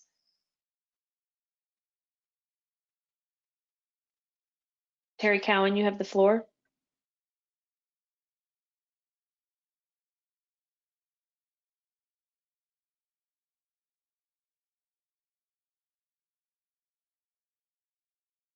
Terry, we cannot hear you because you are self-muted. Can you hear me now? Yes. All right, good. Yeah, part of it is the AirPods too. I'm still learning how to use them. I want to thank the staff, Carolyn, Sylvia, and Matt, everybody who was involved in it. I think this is very helpful, useful, and timely considering the presentation that the councils and residents were just given on the beginning of the marketing research and things that might happen to for Sunset Valley to make us the unique, to keep us the unique city that we are, but and help our income. Looking at the charts, I noticed deviations in the tables for the different areas. Some had size, cost, zoning restrictions. One had size, cost, zoning restrictions, impervious cover. A few others had size, cost, zoning restrictions, impervious cover, utilities, improvement, appraisal, and value. And I thought it would just be easier and simpler for residents who visit this site if all the tables were the same. That way they could see, have an NR or whatever, and people wouldn't wonder about missing information. That's an improvement. In regard to water quality facilities, I did leave a template, I think at the last meeting, suggesting a table for that and how that would be helpful. And I do want to emphasize that that also has implications back to our budget, because these facilities have a life. Not only are they an ongoing maintenance expense and repair, but they have a usable life and they have to be replaced. So I would encourage the city to go ahead and build out the water quality facilities table and include that kind of information in it. And it would be helpful for the planning process, and the citizens can see it and understand it, but it could help the council and the Budget and Finance Committee as well. And my final comment is, the branch of the Violet Crown Trail, which is south of Sunset Valley, near Specs and near the Barton View neighborhood, is the entrance is jointly cared for by Barton View neighborhood and George's organization, George Coper's Hill Country Conservancy. That is in the Gaines Greenbelt. That trail is in the Gaines Greenbelt up to when it hits Barton Creek, but the Gaines Greenbelt has no page. So I would encourage the city to go ahead and fill out the Gaines Greenbelt, and you could tie that into the mayor's proposed Violet Crown Trail system, and then make it a part of this city-owned properties board that you set up the page. I appreciate you considering those ideas and recommendations. And again, this is a really good thing, and thank you for doing it. Thank you. And if there's anybody else who wants to speak, if you would please raise your hand. I do see if not, if there are no additional people, the last speaker tonight will be Rob Johnson. Rob, you have the floor. Hi, sorry, it's actually Catherine here. I just wanted to obviously thank Carolyn for all of this work, and I had one very small suggestion. It would be nice on this web page if the city-owned property map was larger so that you might be able to see which one you're wanting to look up more information about. I tried logging in on both of our computers and it does feel like it's very small, and I had to open it and then go back if I want to look at specific properties. So on kind of the landing page that you just had displayed, it would be nice if that was just big enough to view the names of the different areas in one place. Just a very small suggestion. Catherine, when you're doing that, when you right click, if you do open in new tab or open in new window, then you're able to just toggle back among the windows as opposed to having to hit the back button, etc. That's just a short, quick fix until we can get a bigger map that can be dynamic as you open it in size. Oh, sure. That sounds great. Yeah, a dynamic map would be wonderful. So I realize this is just a starting point. Thank you. The best thing for us to do would be able to put all of this in that GIS. The GIS system has attribute tables that allow you to attach all of this information. So our first dive was just trying to get it all together, but ideally it's all in the same place. When you open up that GIS table, it's a layer. It's a layer of information, and that's a pretty easy fix. Thank you. Thank you. And our last speaker this evening is Alfonso Carmona. Alfonso, you have the floor. Can you hear me?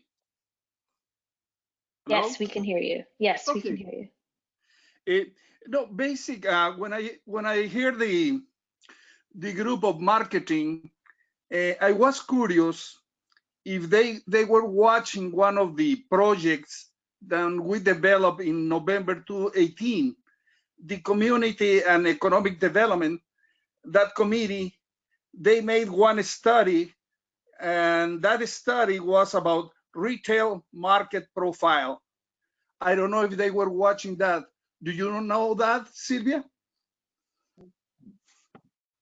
No, it appears that there's still some information they have to dive into. They do have all of our retail coach information, but it sounded to me like they wanted to hear what we had to say tonight before they really dug into the research. I think they only scratched the surface tonight. I hear that this night, tonight was much better than the first night. But I think that is a good idea, because in that project, they have that in 3 parts, and they have primary retail trades and secondary retails and community demographic profile. So my suggestion is that they need to have that report, because that shows that the places and the people and the distance that they were doing the purchasing in Sunset Valley. In addition, I saw another that is the economic market recommendations properties, and that was from last year, March 11 from last year. So I think that would be a good idea if they will start with that. I was curious because at this moment we still with the idea how far we can go with the retails, and if it's only the city. And in my mind was a little separation.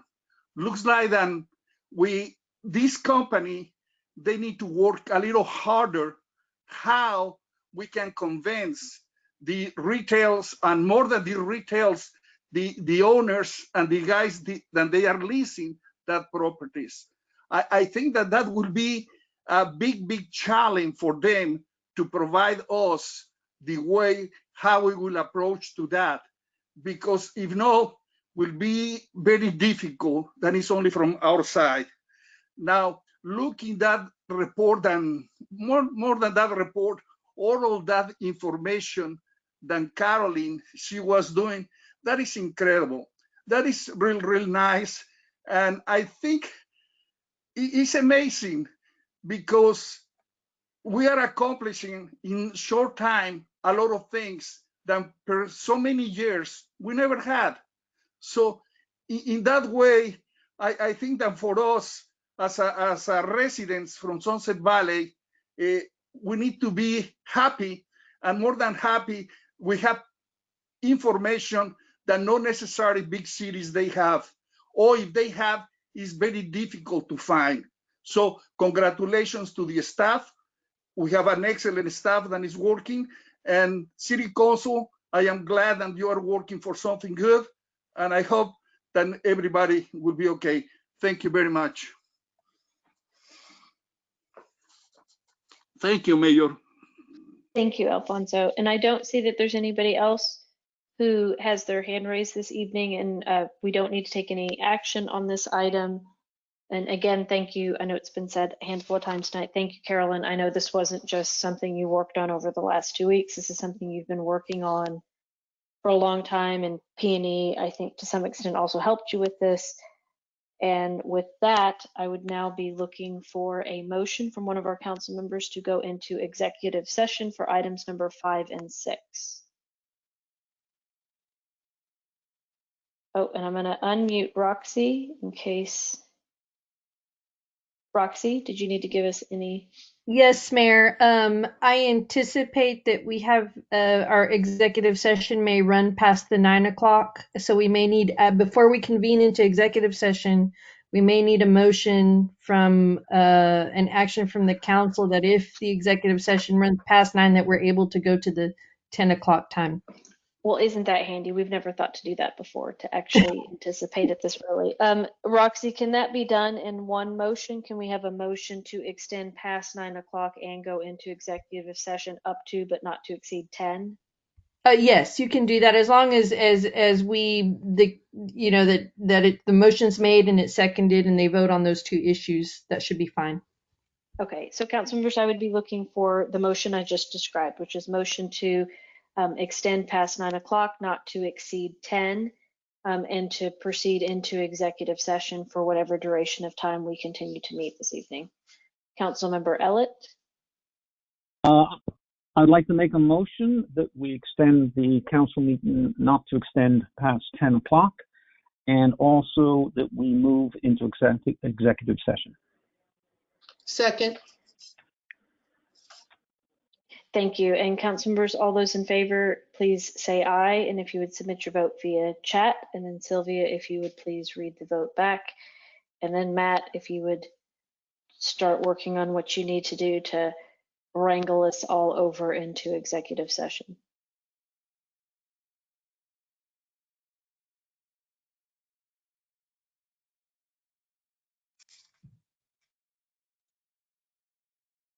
Okay. I have Councilmember Gonzalez, aye. Councilmember Medicus, yes. Councilmember Reeds, aye. Councilmember Rosengarten, aye. Councilmember Ellett, aye. Thank you. So we have a unanimous vote to extend past 9 p.m., not to extend 10 p.m., and to go into executive session for our last two items. I will now look to Matt to provide us any direction that we need. Thank you.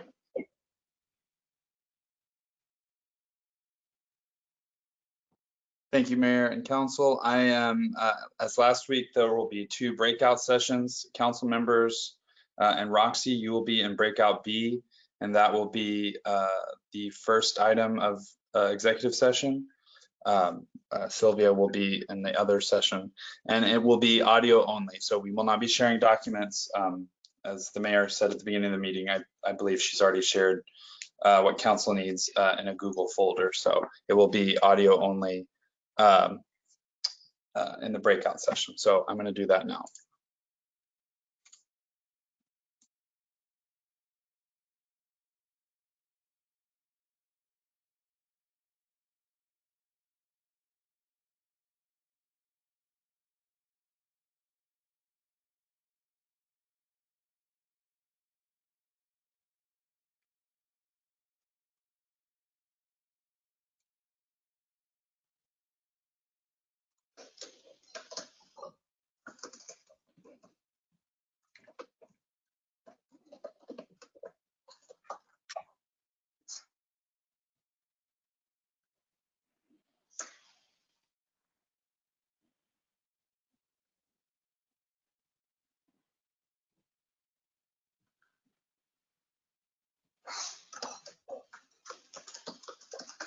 Okay, the breakouts are about to begin.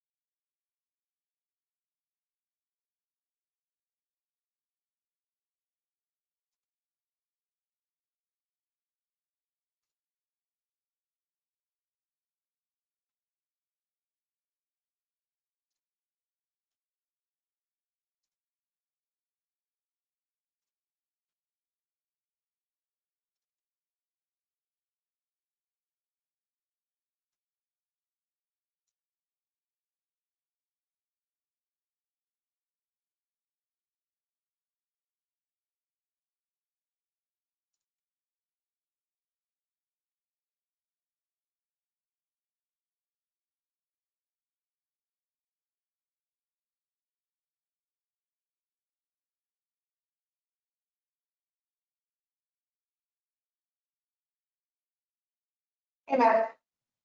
Hey, so I can't bring you over. Like I can highlight your name, but I can't. It says you haven't joined breakout A yet. Maybe why don't I just end the breakout and try to move your name over and start the breakout again? Okay, that's fine. Okay.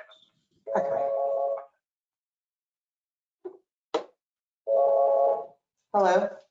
Hey, Yeah. so I don't have anything to say for virgins, there's something on you, but you also called it the southern easement.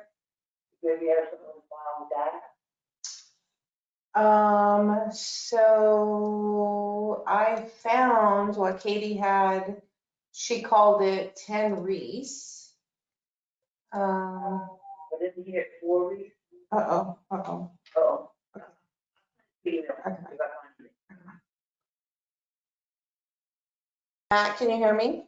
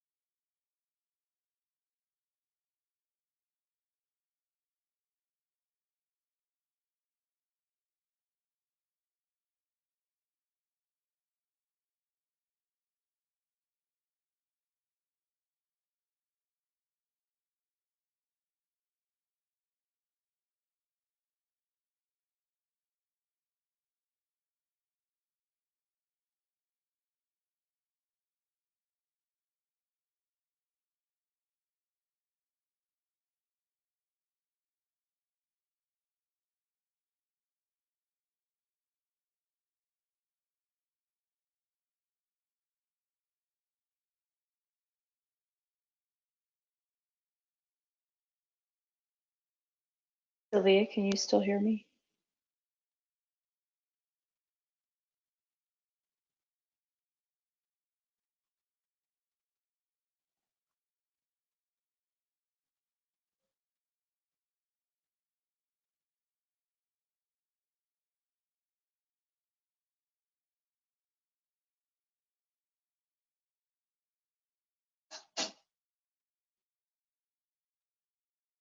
Sylvia?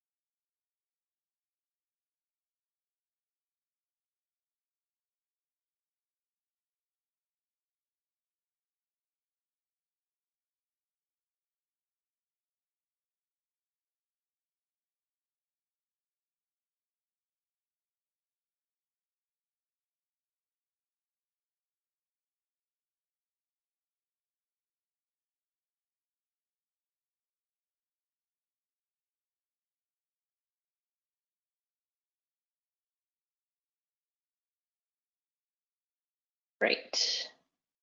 Okay, I'm going to mute everybody. And so as soon as I make sure we have all of our council members, 1, 2, 3, 4, 5. Okay, council members, it's 9:55. Do we have a motion? We are now out of our executive session.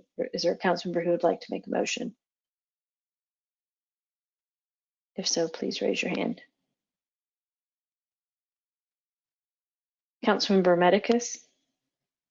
Thank you, Mayor. I make a motion to direct our city administrator to decline the counter offer from Mr. Spurgeon on number 10 Reese.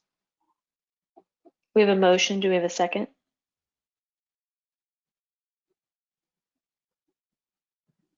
Councilmember Ellett. I would second the motion.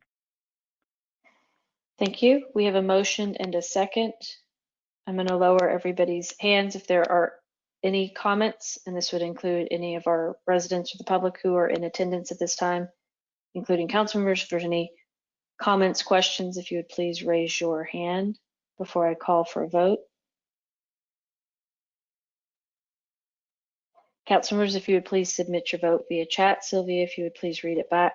Council members, all those in favor say aye. Those opposed say nay.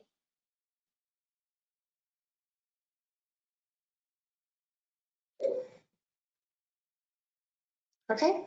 Councilmember Rosengarten, aye. Councilmember Gonzalez, aye. Councilmember Reeds, yes. Councilmember Ellett, aye. Councilmember Medicus, yes.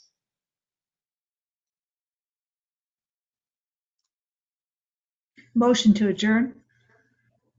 Thank you. We have a unanimous vote on the item, and we now have a motion to adjourn. Do we have a second from Councilmember Ellett? I second the motion to adjourn.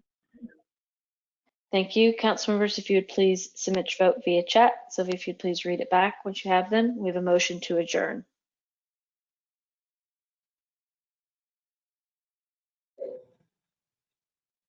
Okay, Councilmember Rosengarten, aye. Councilmember Reeds, yes. Councilmember Ellett, aye. Councilmember Gonzalez, aye. Councilmember Medicus, yes. Thank you, everybody. We are adjourned tonight at 9:57. Thank you.